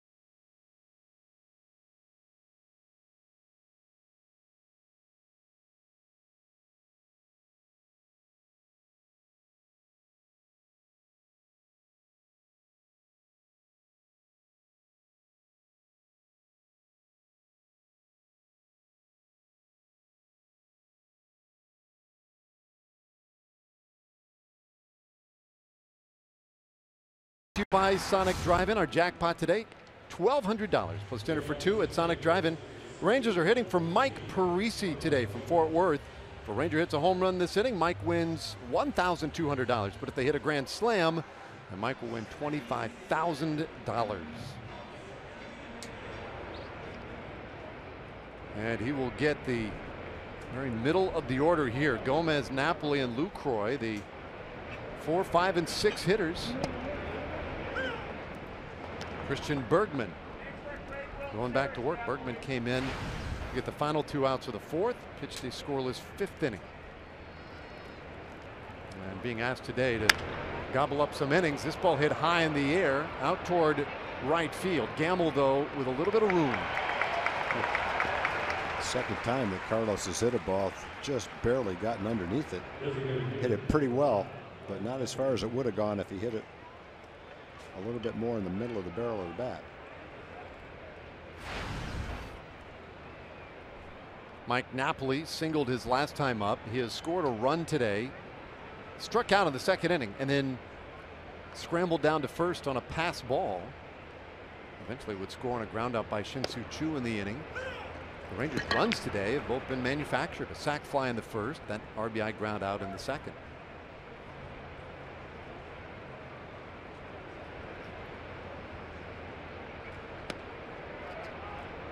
One and one. Yesterday, Napoli with the double and the home run right at the end of the ball game.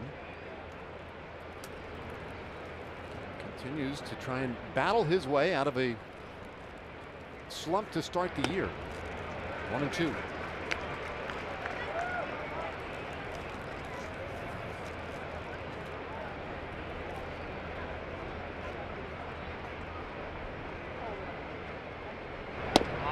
That one just catches a corner. Boy, I tell you, that's tough work right there. Napoli turned away. First strikeout for Bergman. Now Tuesday on FS1, Aaron Judge and the Yankees will take a swing at Joey Votto and the Cincinnati Reds. That's Tuesday, 6 o'clock Central on FS1.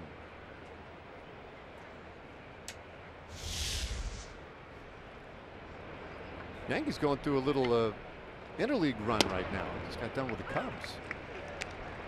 So we'll move on and play a little more National League style with Cincinnati. As Lucroy 1 for 2, had the double earlier. Today, Dylan Overton started for Seattle. Gave up a couple of runs in 3 1/3 innings.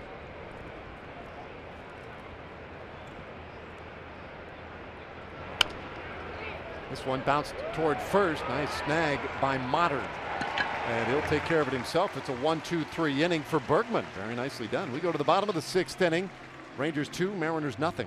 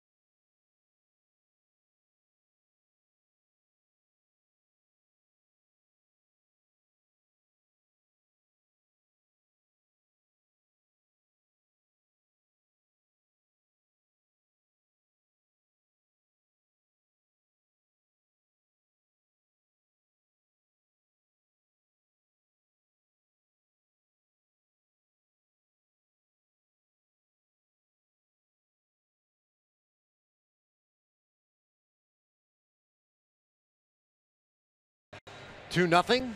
Rangers leading. Bottom of the 3rd inning. Our next, bottom of the 6th inning. Next post-game fireworks show is this Friday. Come on out to the ballpark. Rangers and A's. And then afterward, we're going to have a fireworks show set to the music of the Beatles. Your tickets are at TexasRangers.com or by calling 972 Rangers. Yeah, we're definitely in the bottom of the 6th. Gamble, Cano, and Cruz due for Seattle. Been a well-pitched game by both sides so far today. Castro with 5 strikeouts and 5 shutout innings, and has taken care of Gamble both times today.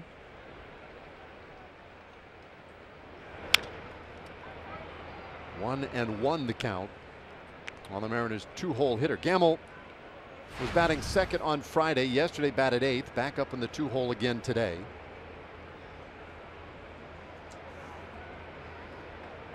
Average has dropped a little bit this afternoon with his 0 for 2. It's still very respectable at 310.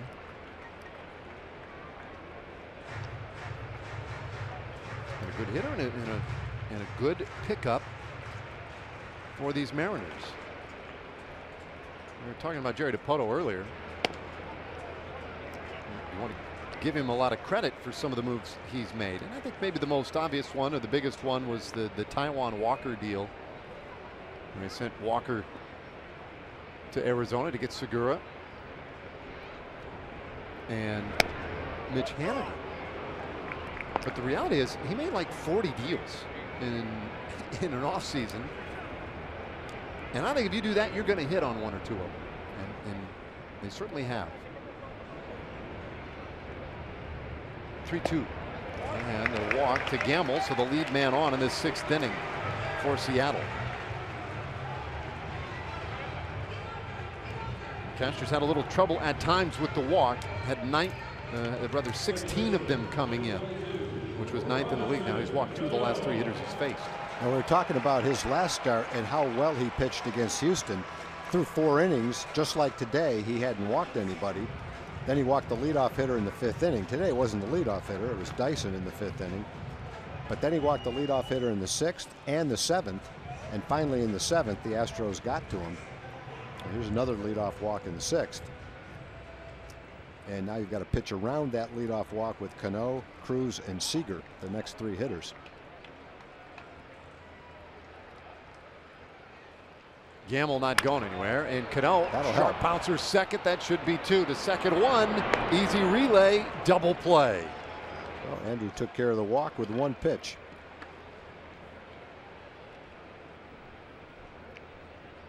Yeah, I think the other side of it is, I think Andrew will enjoy the next game that he gets to pitch in, where he can walk somebody and have about a 6-run lead and not have to worry about it. Every game he pitches, the Rangers aren't scoring much. They're close, and it just seems like everything you notice it more, and it's more critical right now because the games are so close.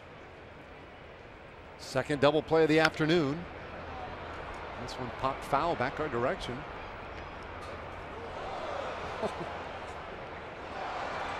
And you see the Mariners they've done a lot of things really well lately, quite honestly, and that's maybe the one thing that has hurt them a bit.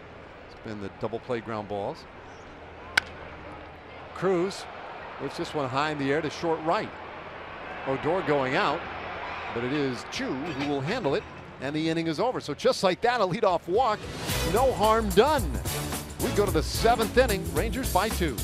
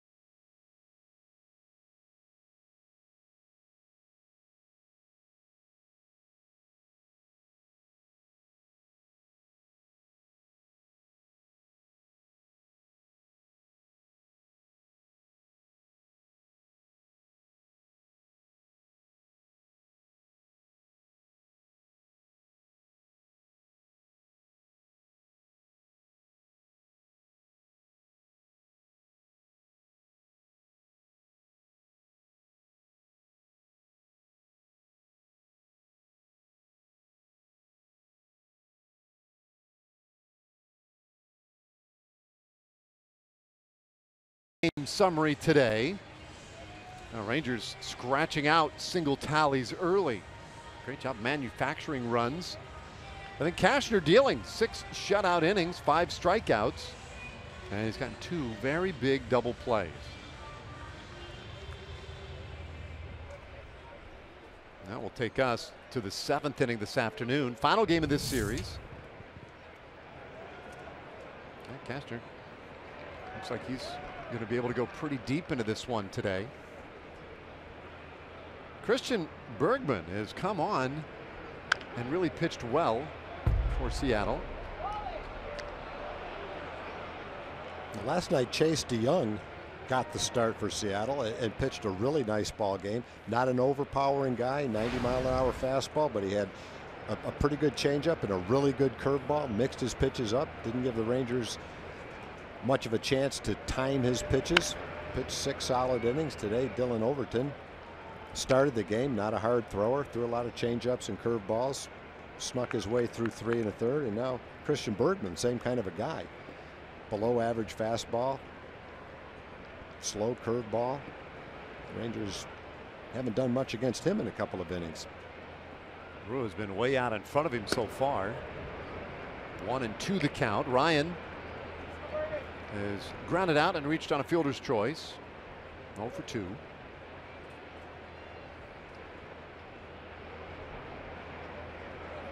That'll square the count. 2 balls and 2 strikes.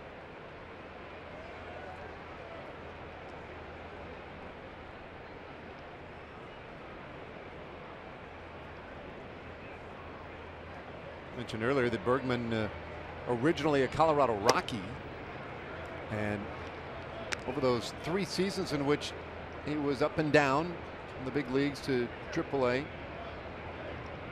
made 55 appearances, including 15 starts. So he has a versatile arm for Scott Service and the Mariners now.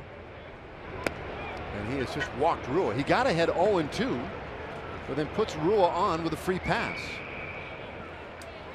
Good at bat by Ryan. Yeah, Bergman has faced 10 hitters and thrown a first pitch strike to all 10 of them.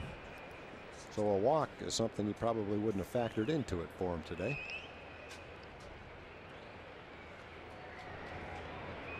To factor in about a 420-foot home run right here.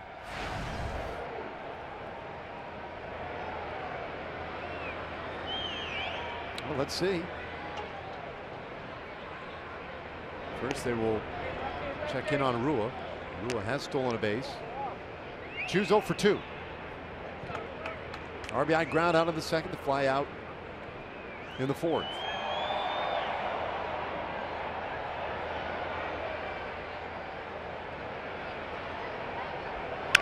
Hits this ball sharply up the middle, and that one caroms off Segura, and he'll have no play. Boy, that thing was blistered. Yeah, I'm not sure how they're going to rule that, but all you have to do is watch Segura try to catch this ball, and you'll know that it was a very difficult play. That was a one-hop smash. Now he scored a base hit. It wasn't a 420-foot home run, but it was a line shot that was tough to handle.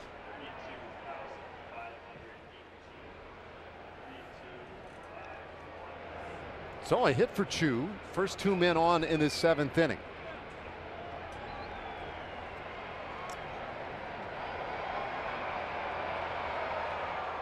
Now Bergman just missed it. About the time we figured that out, it was glancing off Segura. That was a tough one. So Rua out there at second. Corners in a little bit.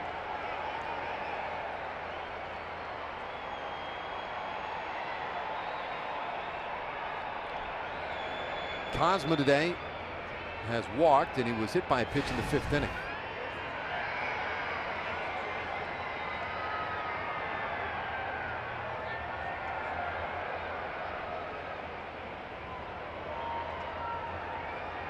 Another look back to second. Remember earlier today, it was Dylan Overton who picked off Elvis Andrus at second base. That was in the 1st inning.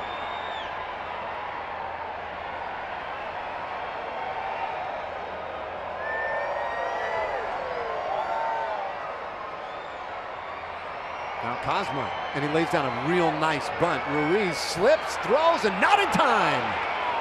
Everybody's safe.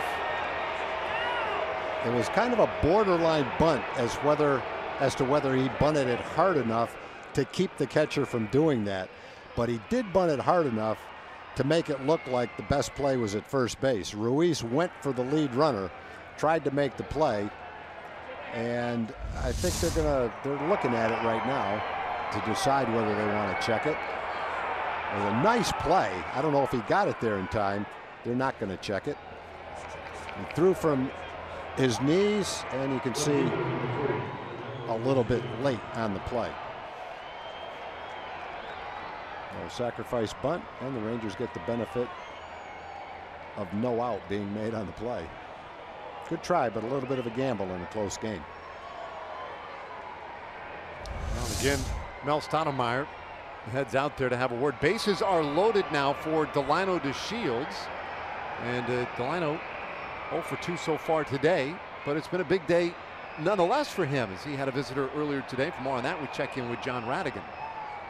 They've always an exciting time when Delino and all the Adidas guys, which also include Nomar Mazara and Matt Bush, among others, the Adidas guys come here and the rep comes. It's in the Adidas office is in Portland. So the representative comes down here and he comes bearing gifts. He brings a whole trunk full of stuff. Well, Delino's a head-to-toe guy. He wears everything that's possible for him to wear Adidas. So sunglasses, wristbands, his batting gloves, his actual fielding glove, and his shoes. He meets with the rep and he tells me, just having a conversation with the rep, and he says, my low tops are a little too low. Okay, we'll make them higher. My gloves having trouble breaking in. Okay, we'll make you a new one with softer leather.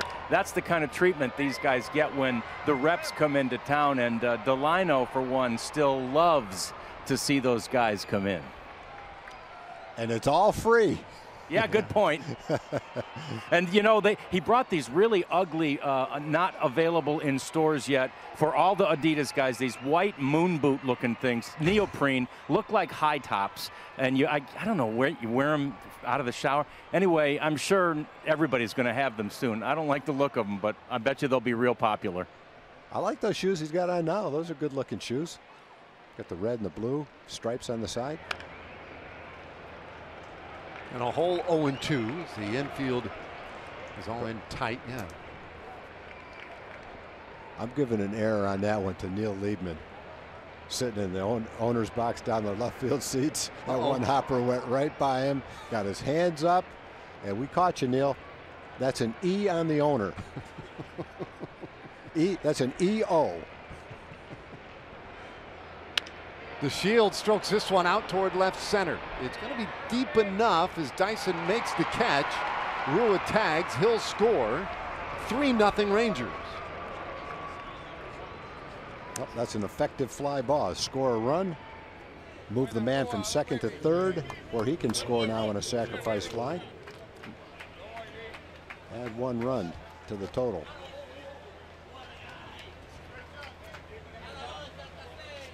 So runners on the corners, still only the 1 out. Delino, his 5th RBI of the year. Brings up Odor. Well, that's too bad about Neil missing that ball down there. Neil's sitting down there now, probably thinking to himself, I hope they didn't catch that on camera. We'll have to get him out tomorrow for some early work. Yeah, I'd have to. I think I'd leave that up to him, though. Does he have the initiative to take it upon himself to try to get better at that? There he is. There's Neil. I don't actually think it's our place to tell him that he should take some extra fielding practice. What strike pitch? I'm going to give him an A for effort. I'll tell you this much. Because he's the owner. If he wasn't the owner, I wouldn't. You wouldn't give him the A for effort. He'll probably be out there early tomorrow, and he'll have the glove on. He'll be ready. Drew down at third. Cosma at first. Bergman with a big strikeout of Odor.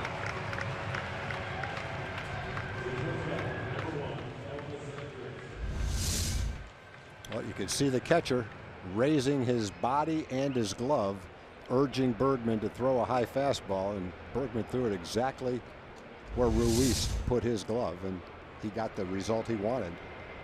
Got Rugi to swing at it.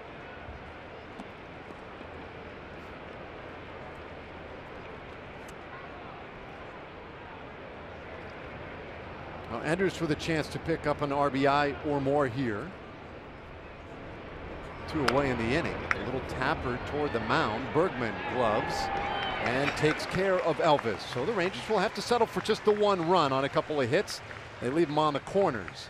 They'll stand and stretch this afternoon here in Seattle, and as is oftentimes the case, they will we will join them as they will sing God Bless America. Here on Sundays, we ask that you please rise, remove your caps, and direct your attention to home plate. Please welcome Keith Taylor from the Marysville Fire Department and sing along with Keith as he presents God Bless America. God bless America, land that I love. Stand beside her and guide her through the night with the light from above. From the mountains to the prairies, to the oceans white with foam.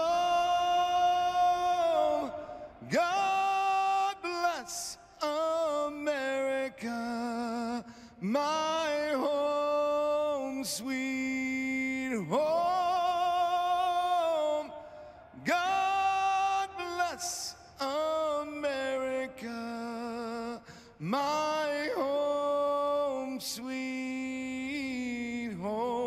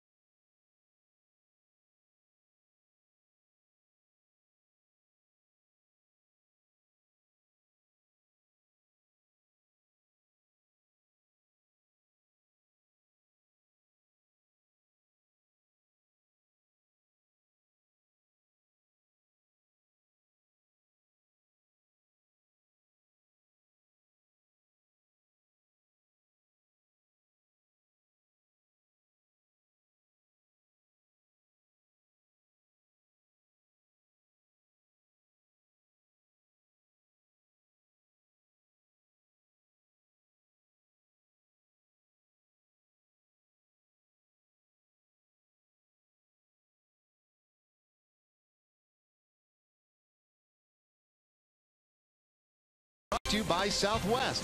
Yes to low fares with nothing to hide. That's transparency.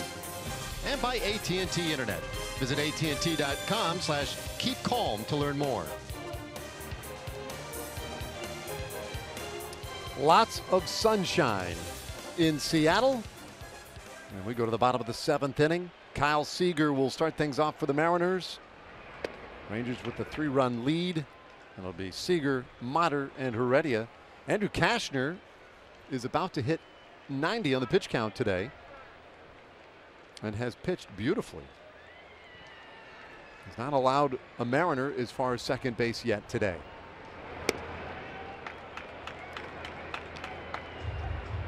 Well, one thing Jeff Bannister mentioned, it with a bullpen taxed, he's probably going to push each one of his starters a little bit extra. Yesterday he did it with Martin Perez, said he was going to go batter by batter, but he was hoping that Martin could give him a couple of outs, maybe another inning, to save the bullpen from that extra work that they've been getting. Well, the starters have definitely stepped up. It was Tuesday in Houston when Cole Hamels pulled up with the oblique injury, warming up for his start, and the bullpen on extremely short notice had to take over and handle all 9 innings.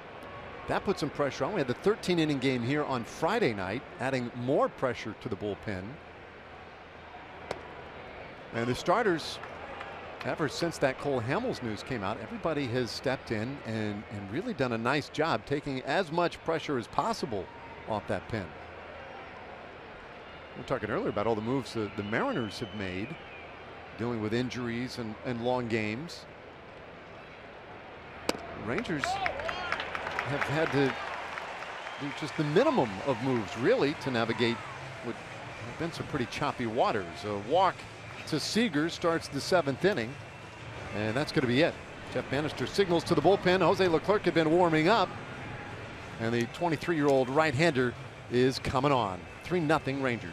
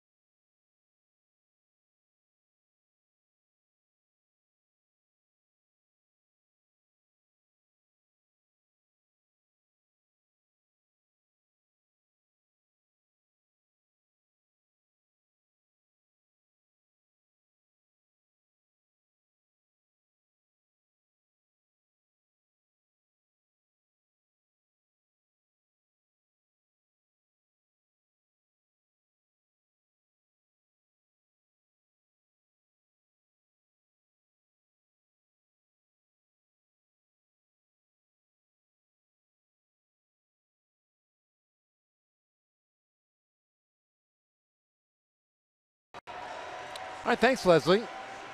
And here, Rangers with a 3-run lead, but the leadoff walk in this 7th inning by Cashner chases him from the game. Jose Leclerc has come on.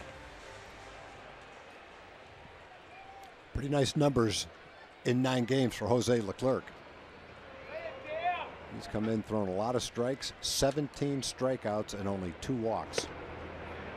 Featuring a mid-90s fastball and that unusual changeup that he throws. Cuts from right to left like a slider most of the times. He also can throw one that doesn't, but most of them do. Leclerc has not been used as frequently lately.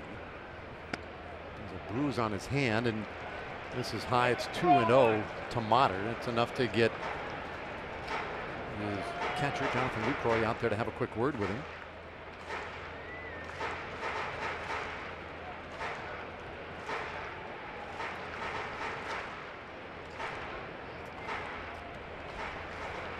See, he pitched Tuesday, that bullpen day when Hamels was unable to make his start. Threw 21 pitches in that game. And look out, it's 3-0 to Motter. So both bullpens will have it the rest of the way this afternoon.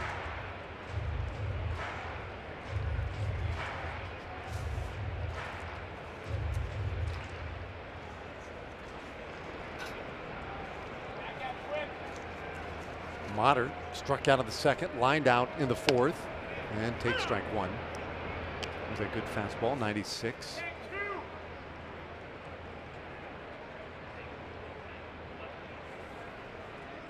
Prior to the game on Tuesday, Leclerc had pitched on April 29th. So not a lot of activity lately, and he makes it a full count now on Motter. Motter can look, can take that funny look because he might have been fooled by it, but not because it was a ball. That pitch is all the way in the strike zone. Wasn't even close to being a ball. I don't think he was looking for it on 3 balls and 1 strike, however. And they're not going anywhere. 3-2 pitch. That one popped up down the first base line. Long run for Ryan Rua.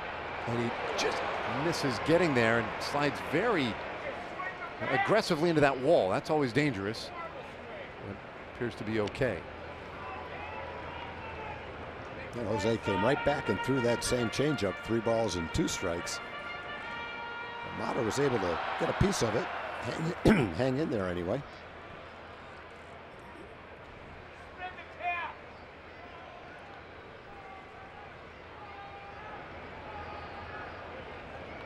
Middle of the infield, double play depth, and the 3-2 pitch. That is ball 4. So Motter draws the walk. 2 free base runners in the 7th inning. Take a look at Andrew Cashner's day today. Andrew had 5 strikeouts in the game. Going to watch the first 4 are all taken. Well located pitches with nice movement. That one shot back into the strike zone. That one caught the outside corner. And then finally the 5th one was Nelly Cruz with a swing and a miss. So 4 out of the 5 strikeouts were looking. Solid day for Andrew when you look at the numbers. I think if you checked with Andrew, he'd say he's very happy with the way he threw the ball today, but a little bit disappointed that he walked Kyle Seager to lead off the 7th inning.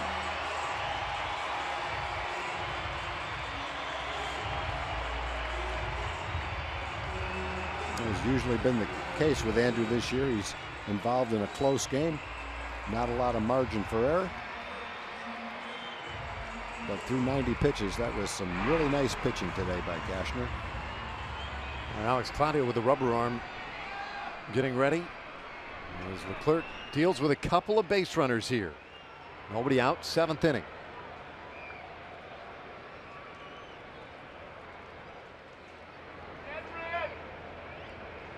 And he and Lucroy having a little trouble. No walks through 5 2/3, and now 4 walks to the last 7 hitters. That has been the issue all year. Both starters and relievers. A quality strike there to Heredia, who is 0 for 2.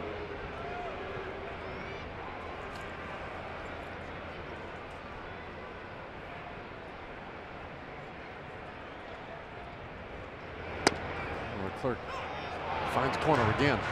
Corner, that was got a lot more of the plate. And look from up here, and it is 0-2. When Doug Brocaire was talking about the pitchers the other day down in the clubhouse with the press, he talked about the bullpen and said he'd like to see them work a little bit quicker, have a plan of attack where they knew what they wanted to do, didn't have to take as much time between pitches. That's something he wanted them to work on. Especially pointed out when they get ahead 0-2. Now back. So don't give that guy time to come up with a plan. You got him 0-2. Had him on his heels. Deliver the knockout blow. 3-0. And Leclerc ahead of Heredia. 0-2. Yesterday the bullpen ran into some trouble. Gave up 5 runs and 2 innings of work. But on Friday they threw 6 scoreless innings in that 13-inning victory. 2-strike pitch, a little temper back to the mound. Leclerc will go to second for 1, and the relay not in time to first. So they erase Motter. Seager is now at third base, and Heredia aboard via the fielder's choice. And wasn't going to be much of a chance on this one to get Heredia. He gets down the line pretty well. But nice calm throw to second by Leclerc, who kind of steps toward shortstop and throws it towards second base, more like a shortstop than a pitcher, but he did it accurately, as quickly as he could to make sure he was accurately. So they get one of the lead runners. Still have a double play set up right here, trying to get out of this inning after two walks to start the inning. Mike Freeman announced as the pinch hitter. Well, Carlos Ruiz's day is done.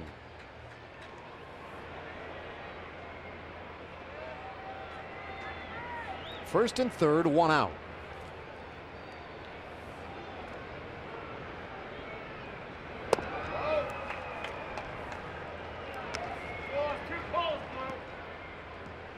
Freeman has not made a real big impact offensively.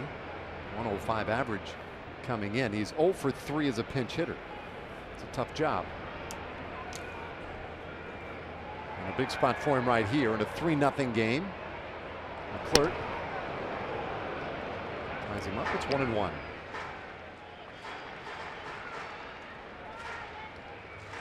Gerard Dyson waiting on deck. Another guy who's had trouble consistently coming up with hits. So the spot in the order right now is somewhat favorable for Leclerc.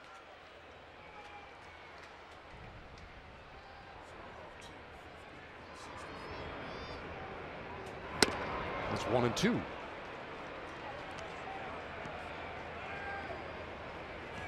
Leclerc a little wobbly in that first at bat to Motter, but seems to have settled down a little bit now.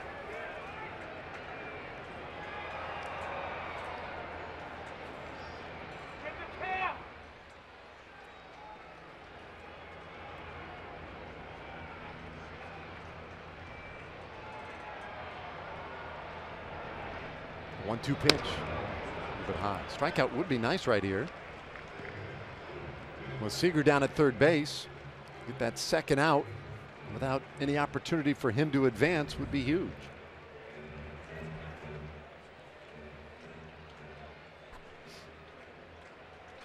And there's Seager. Freeman made his big league debut last year with the Arizona Diamondbacks. Appeared in 8 games. And he swings and misses strike 3. And so Leclerc gets that big strikeout. 2 away now in the 7th inning. After his walk, a nice comeback to get her ready on the tapper back to the mound, and now to get Freeman with the changeup. He threw 3 fastballs. 2 he swung and missed at. 1 was a little high. All of them 96 or 97. And then he gets the strikeout with his changeup. Good luck trying to hit that when you see it for the first time after 3 pitches in the mid or upper 90s.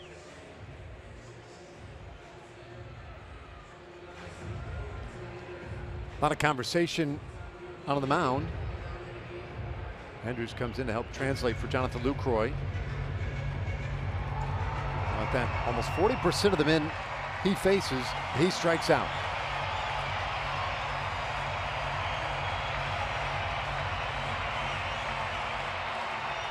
Now we'll take an out of any kind here with Gerard Dyson up there to get out of this inning. And keep these Mariners scoreless. Dyson 0 for 1 with a walk. And he cuts right through that fastball.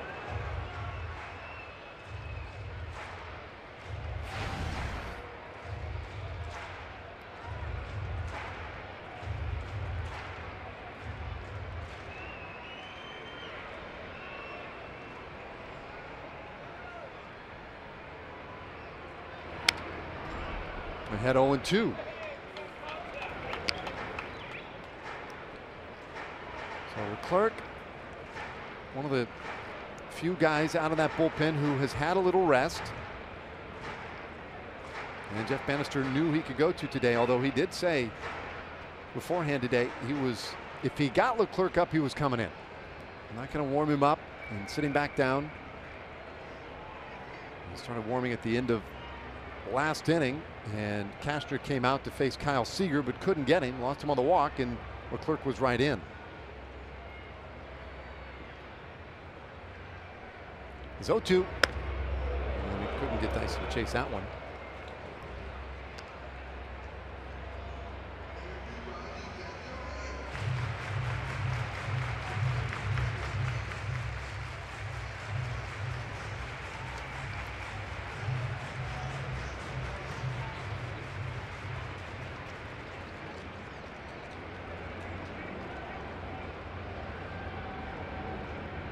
On the corner is a 1-2 pitch, and Dyson stays alive. Leclerc, the earned run average under 1, 0.82. That doesn't matter righties or lefties. He's handled both of them very well.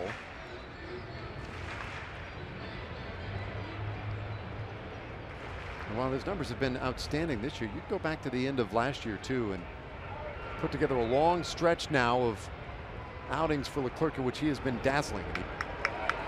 He was here 2-2. That looked like the changeup that doesn't go from right to left. That one came in straight and went down. Well, that's the one he doesn't throw as often, and that was 90 miles an hour. The other one's a little bit slower, the one that looks like a slider. Well, a big 2-2 pitch, and it's a full count. Kind of overthrown that a little bit, trying to put a little extra on it.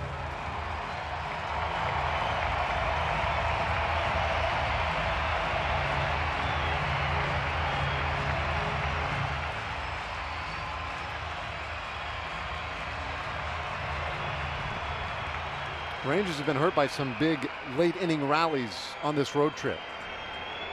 McClure trying to make sure it doesn't happen here in this 7th inning. Already will be leaving first to the payoff pitch, and that is ball 4. They're loaded up.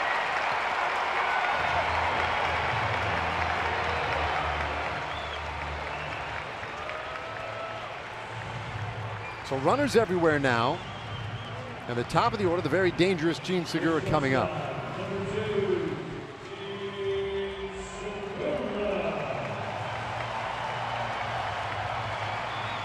Segura's had a couple of hits, and he's also grounded out in the ball game. He's 2 for 3. We talked about Segura's season last year. Before last season, the most doubles that he'd ever had in a game was 20. He had 41 doubles last year. Most home runs he'd ever had was 12. He had 20 last year. Most runs he'd ever scored was 74. He had 102 last year. And he upped his walk total by 50%. So he put together a fantastic season last year. Fastballs are all a little bit high. I'm not sure if that's because he's trying to overthrow. But the last 4 balls have all been up and out of the strike zone.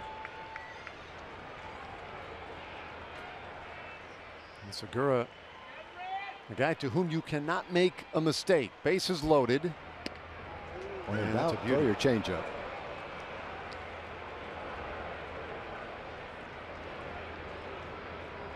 Seager third, already a second. Dyson at first base for the Mariners.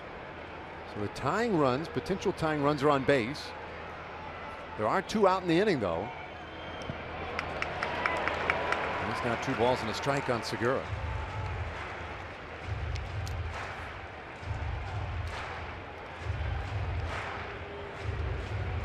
Segura was on the disabled list earlier this year with a strained right hamstring. Came back on April 24th and has been red hot since. 2-1 pitch. Whoa, look out. That one really got away from McClure.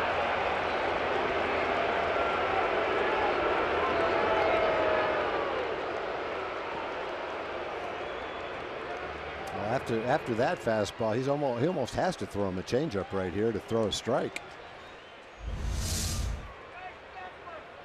Fastballs are being elevated right now. The one pitch he has thrown for a strike has been his changeup.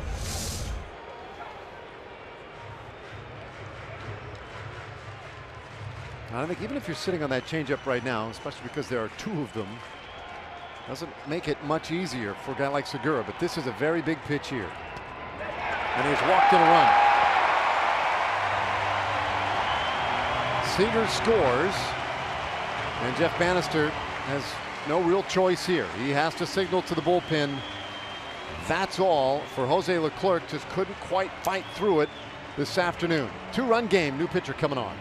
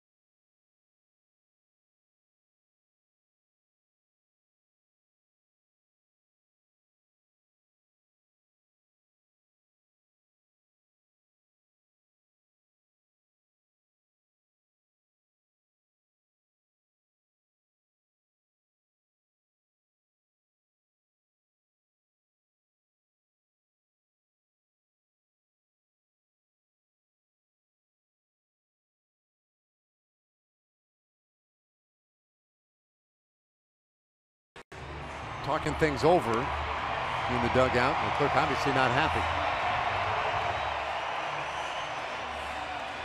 All right, MLB.com at bat, your #1 mobile app for live Rangers baseball. Follow the Rangers with game day, live game video highlights, radio broadcast, statcasts, news, and more. Download MLB.com at bat today. Alex Claudio making his 12th appearance and inherits a bases loaded situation in a 2-run game.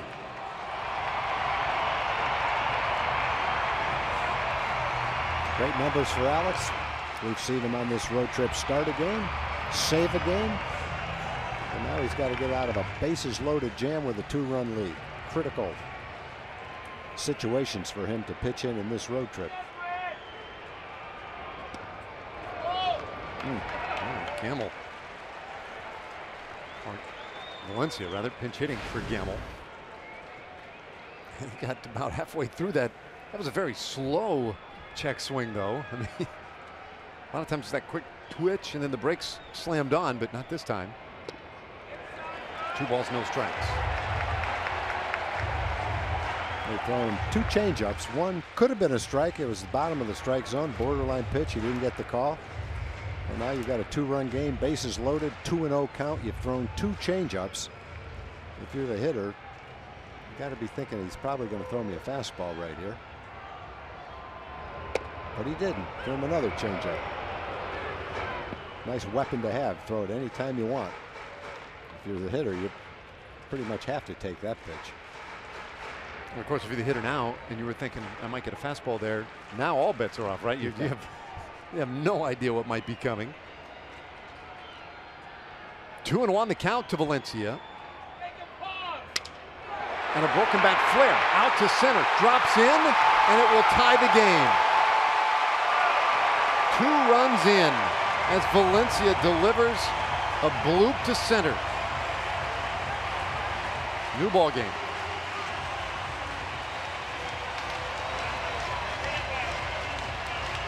It was a fastball. Didn't hit it all that well. He just kind of fought it off and muscled it. Blooped it over the infield and into center field.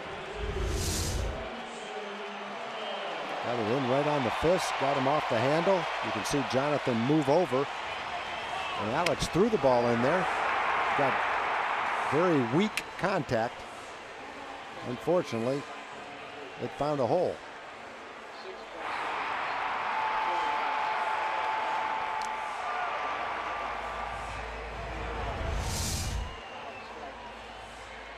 Doesn't get a whole lot easier now. Robinson Cano,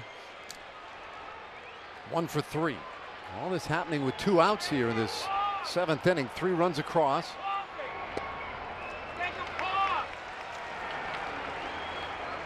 There's a 2-out walk to Gerard Dyson. That loaded the bases. Followed by the 2-out walk to Gene Segura that pushed home the first run of the afternoon. And Claudio to Valencia. Valencia, who was in the lineup today but then scratched just beforehand and is a pinch hitter, serves that one to center to tie it up, so they're on the corners. They count 1-1 on Robinson Cano.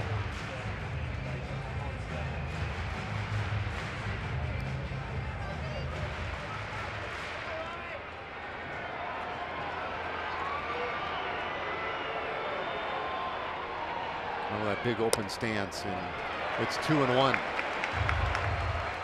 Now Cashner can no longer win the game, can't lose it either. 6 innings pitched, a run on 4 hits, struck out 5. Leclerc charged with the last 2 runs, but also responsible for Segura at 3rd. Cano asks for time.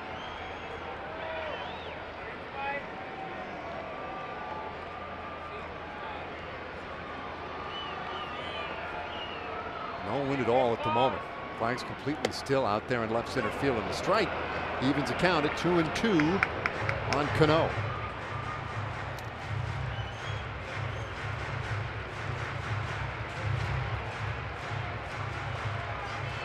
So we've had Leclerc in this inning, who hasn't had a whole lot of work lately. And now Alex Claudio, who seemingly throws every day. And a lot. 2-2 and a bouncer, shortstop. Andrews will take to the bag. That ends the inning, but the 3-0 lead is gone. We're all tied up going to the 8th.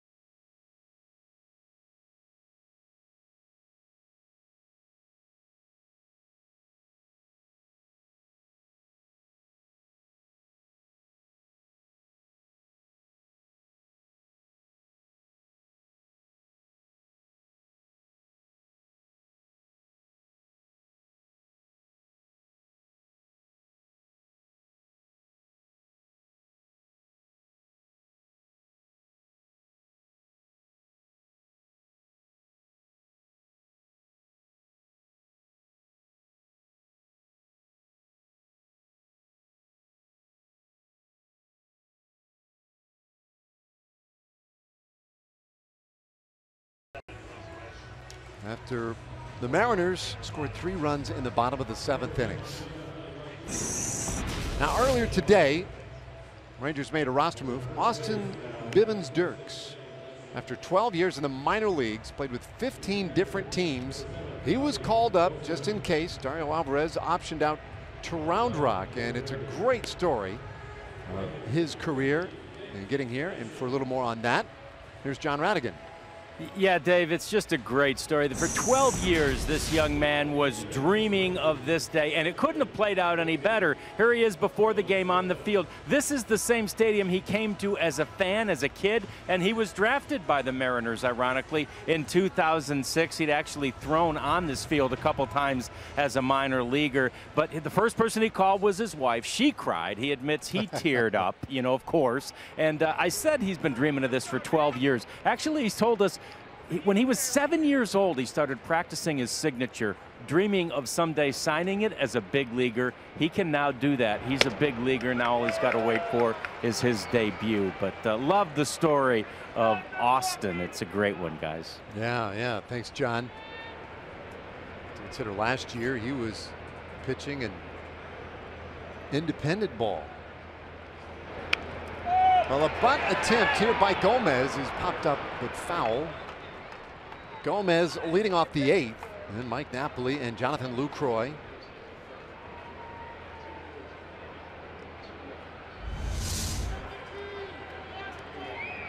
The ball was going to hit the ground, but it wasn't going to stay fair. Not with that kind of spin on it. The minute that hit, it was going to go into foul territory. And Nick Vincent has pitched extremely well this year for Seattle. This will be his 14th game. He's pitched often, and when he has, he's pitched very well. Throws a lot of cut fastballs. It's been very successful for him. 15 innings, only given up 8 hits and 2 walks. And he strikes out Gomez. One away here in the 8th inning. Made some other changes as well, as Motter went from first base to right field. Gozowicz now the catcher. And Danny Valencia stays in at first. So 1 out for Mike Napoli. Yesterday had the double and the home run. Today has singled, scored a run. 1 for 3. And he fouls it back out of play.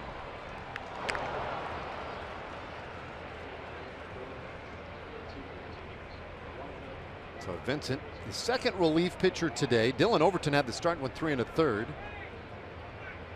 Bergman 3 2/3 in relief. Really did a nice job.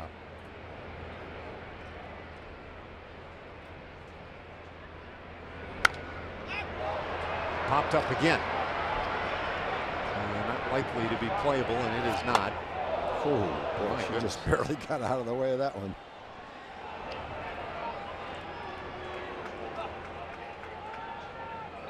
Well, this Seattle bullpen has been really tough on the Rangers. Not exactly been a strength of theirs to start the year.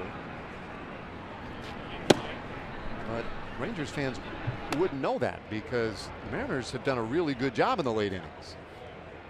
At least of the games we have seen. This is the 6th head-to-head game so far this year. They'll play 19 by the time the season is over. And a strikeout of Napoli. So Vincent on and throwing gas.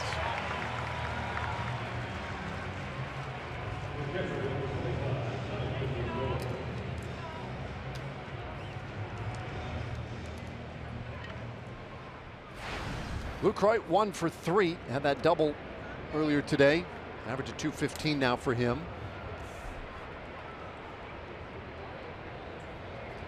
Yeah, it's just another example of when you can make the ball do something other than go straight. How it could be difficult for a hitter. And that was his straight fastball at 90 miles an hour. And he's pitched almost 16 innings and struck out about a batter per inning.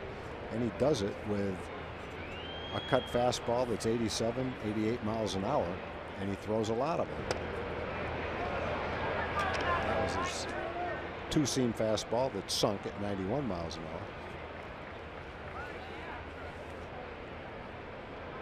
hour. 1-1 on Lucroy. Opponents have only hit 160, and it's less than that after 2 strikeouts. Been a nice addition.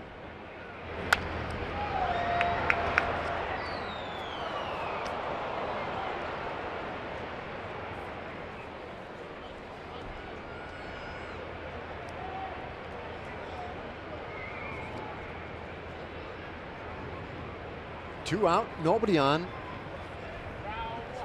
8th inning. Rangers led 3-0. Scratched out a run in the first, another in the second, and a big insurance run in the 7th inning. As Lucroy sends this one down the right field line, and it stays fair. Heads into that corner.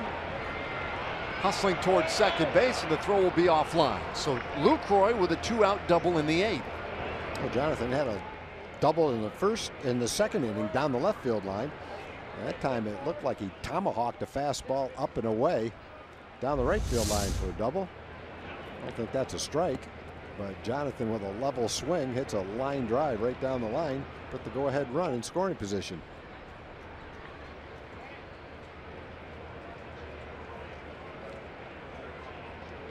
So now Joey Gallo announced as the pinch hitter, and that may spell the end of the day for Vincent. It does. Scott Service off the bench, signals to the bullpen, and so the Mariners will counter in the 8th. Potential go-ahead run in scoring position. New pitcher coming on.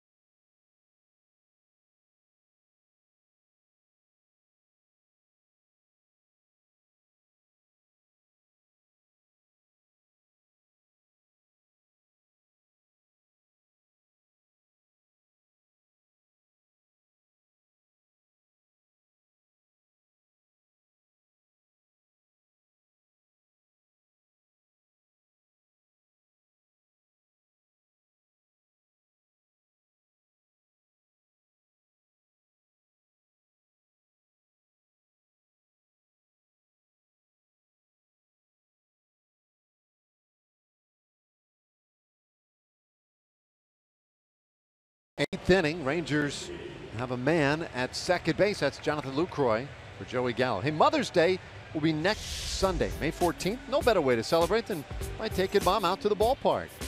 Rangers will be playing the Oakland A's, a 2:05 game, and the first 15,000 fans 14 and older will receive a Mother's Day Rangers Infinity Scarf. You can get your tickets at TexasRangers.com or by calling 972-RANGERS. Gallo announced as a pinch hitter. Mariners counter with Mark Zepchinski, a left-hander, making his 13th appearance. You were talking about how well the Mariner bullpen has evolved as the season's gone on. Zepchinski is one of the reasons why. He's pitched 12 times, more as a situational guy. 12 appearances, only 8 innings. Mariners bullpen this season against Texas has been very effective, a 138 opponent's batting average and well more than a strikeout per inning. But Zepchinski's pitched 8 innings, only given up 1 hit and a couple of walks, and 0.42 batting average. Pretty much throws sinkers down and sliders down. Try not to throw a strike if he doesn't have to. Well, Gallo brings some thunder when he's at the plate. 10 home runs, 21 RBIs. Jeff Bannister hoping he can run into one right here. Left-hand hitters against Zepchinski are 0 for 19 this year so far.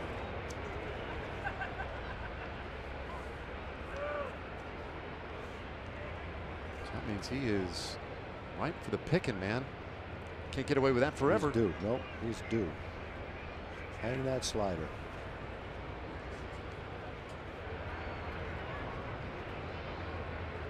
Lucroy, decent lead out there at second base. Zepchinski now ahead 0-2 on Gallo. The amazing thing about those numbers that you just talked about a moment ago, Tom, with the Seattle bullpen and what they have done against the Rangers, is that has been one of the big stories here in Seattle, is their struggles. They've blown 7 saves, and the bullpen has a team ERA of 5.64. So they've had their own real battles among their relievers. The 0-2. This time Zepchinski strikes out Gallo to end any threat in the 8th. Rangers leave a big runner out at scoring position. To the bottom of the 8th we go, all tied up.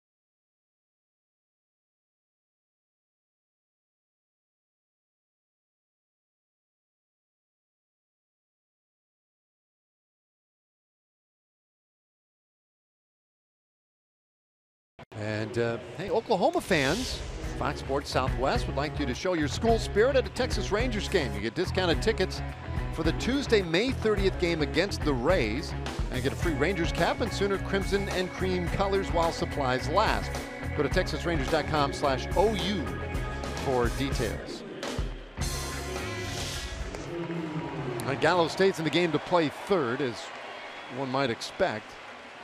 And Sam Dyson has come on to pitch in this bottom of the 8th. And for Dyson, his 11th appearance. Yep, Sam working to get back into that groove that he had last year, and that groove that he had during the World Baseball Classic during spring training. Pretty good opportunity right here. He's used to being a closer, but he's in a tie game late in the ball game. Feels like being a closer right now. No margin for error. Then you got to face Cruz and Seager to start it off. That'll work. That's the sinker from last year. 96 miles an hour. Bottom of the strike zone.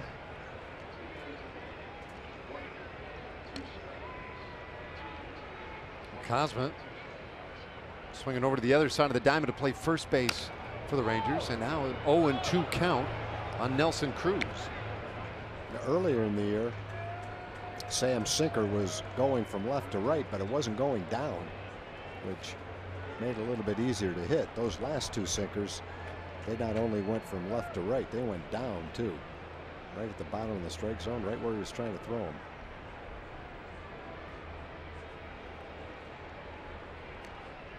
Dyson, the third reliever today, back of Andrew Cashner.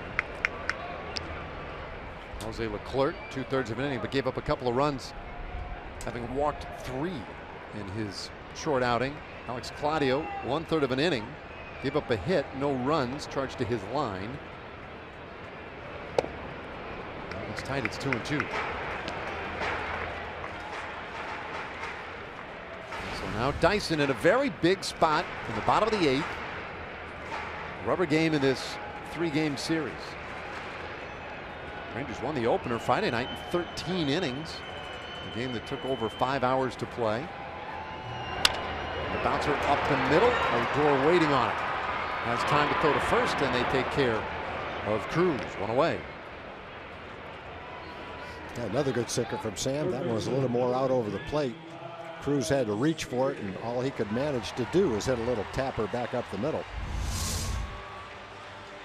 That's a good sinker. He located it right where he wanted to. Jonathan had his glove down and away, and it's right where Sam threw it.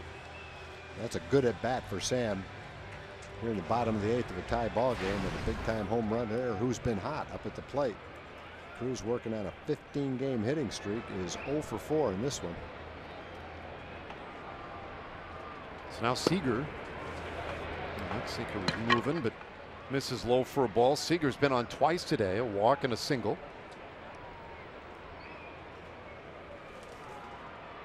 And Seager, who started the 3-run rally in the 7th inning. He walked to open the inning, and Cashner had to lead the game. Andrew Cashner, 6 innings plus that 1 batter. Left at the time leading 3-0.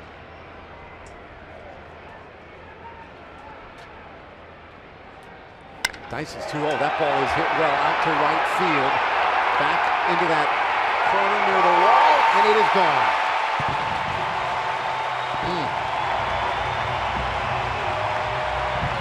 Seager's 2nd home run of the year. And that one puts the Mariners in front for the first time today.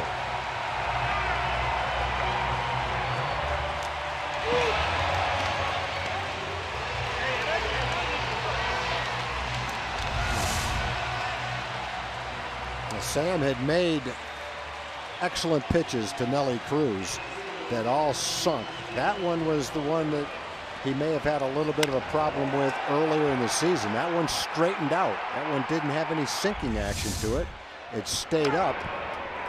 And Seager was able to get the bat on it and hit it out of the ballpark. It's only the 2nd home run this year for Seager, who has been in a power drought early in the year. But that was just, you can just see a good example of the success that Sam will have when he keeps the ball down and makes it sink to a power hitter like Cruz. And then the problem you can have if it straightens out to the next guy, who, even though he hasn't hit for a lot of power this year, hit 30 home runs last year, and we've seen what Seager has been able to do to the Rangers. Made a mistake with a sinker, and unfortunately he didn't get away with it.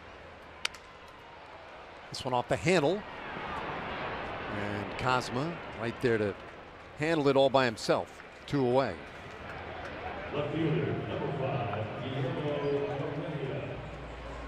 So the Seager home run has given Seattle the lead. And it'll bring up Guillermo Heredia. In the 9th, Rangers will have Chu leading it off, then Cosma, and then Delano DeShields. Well, they led all the way into the bottom of the 7th inning. The Mariners have turned it around in these late innings, and Dyson fires in a strike.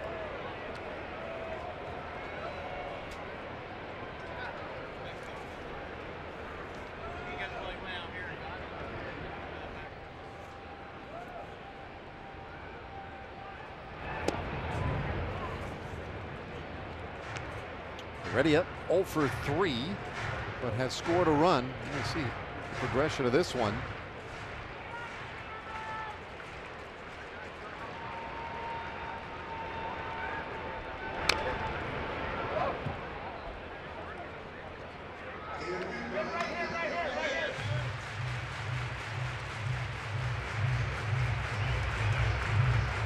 Been a lot of tight games with the Mariners this year. Lost a couple of heart stoppers back in April. Won the excellent game on Friday night. Now I've given away a 3-0 lead, and it's now 2-2 on Heredia.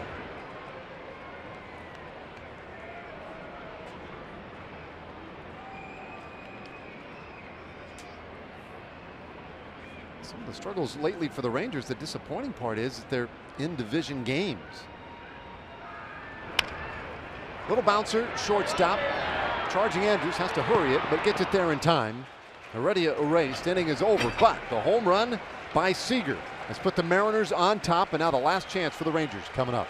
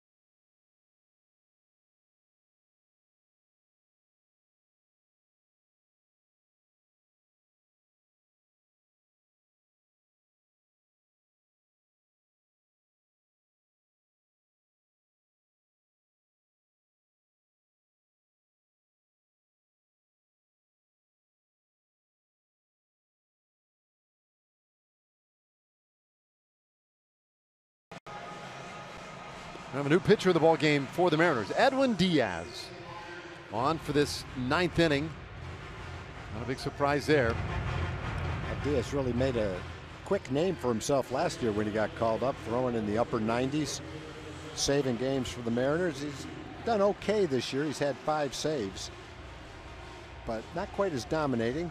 He struck out 17 in 12 innings, but he's given up 3 home runs in 12 innings, as well as 6 walks in 12 innings. So he has not been invincible. He's capable of being overpowering, but at the same time, he's had his games this year where he's been much less than that. I'll deal with the left-handed hitting Shin-Soo Choo. And Nomar Mazara has already come out into the on-deck circle, so he's stretching out, looking like he will hit for Kozma.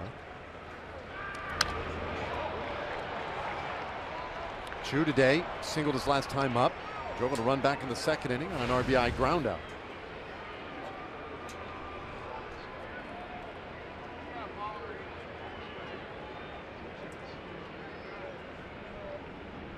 Lefties have handled Diaz pretty well this year, hitting .333 against him, but he has jumped ahead of Chu 0-2.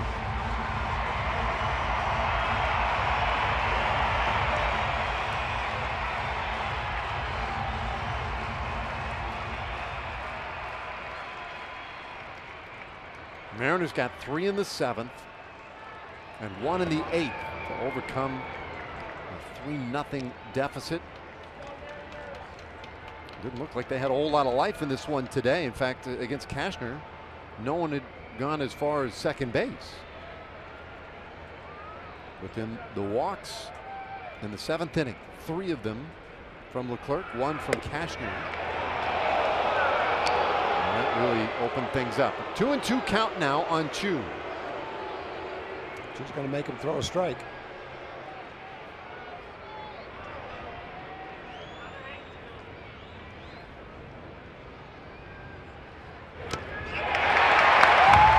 One away.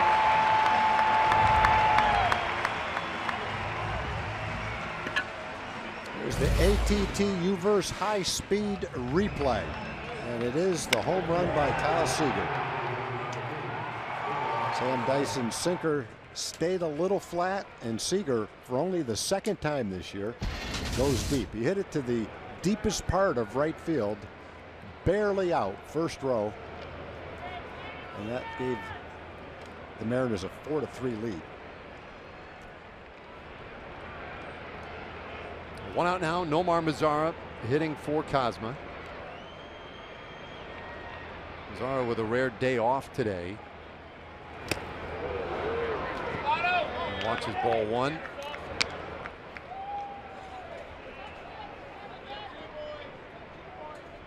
Another left-handed batter for Diaz to deal with.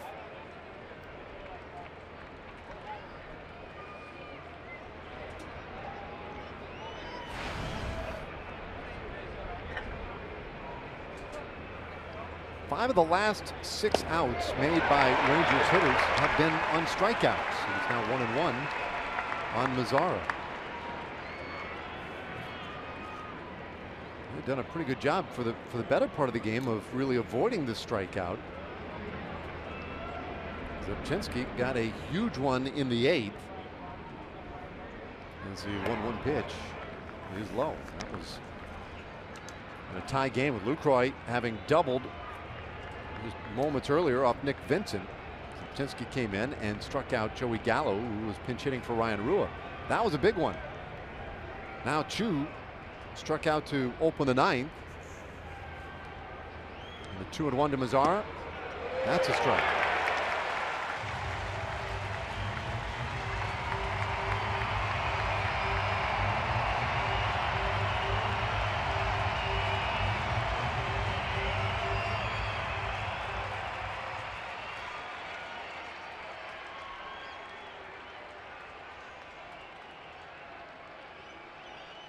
Lanky hard throwing Diaz, and he strikes out Mazara. 2 away. All right, time for our progressive upcoming schedule. After this one, Rangers continuing on the road. They will go down to San Diego tomorrow night, the opener against the Padres, interleague style, so pitchers will hit. And then we'll wrap it up on Tuesday, because that series will move back to Arlington Wednesday night. And then the A's in over the weekend. Delano DeShields. Today a couple of sacrifices. 0 for 2. The rare combination of sacrifice bunt and sacrifice fly for Delano. 2-0.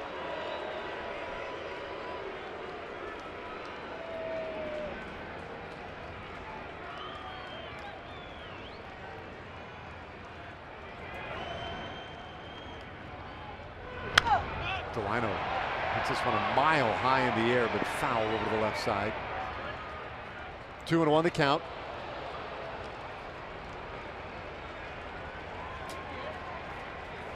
Oftentimes we talk about how the ball club just needs a base runner in one of these late innings. They don't even need that. They just need one big swing to tie this one down by a run in the ninth.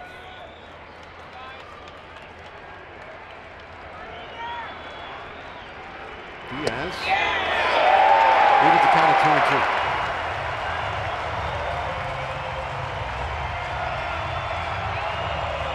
What a great crowd here today, over 32,000, and they're all standing.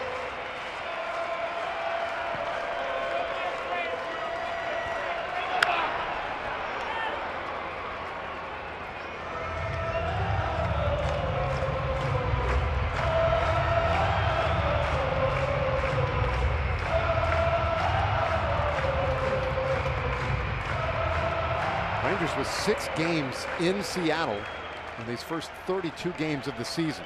And they got the Mariners at the wrong time as this one just misses. Wow, full count. Second breaking ball that he's tried to drop right on the inside corner. I don't know if they tried to drop it there, but he got the call on the slider. Looked like more of a curveball right there. Missed on the inside part of the plate. Wow, really doing battle here. Stays alive, 3-2. If I remember, Ruby took him deep to win a game in Texas last year, so he knows Ruby's the on-deck batter. He doesn't want to face him. He's going to try to throw Delino a strike any way he can right here. Walked into the bat, and Diaz will scoop it over to first. That does it. And boy, it happened quickly this afternoon. With the Rangers leading 3-0 all the way, it was a 4-run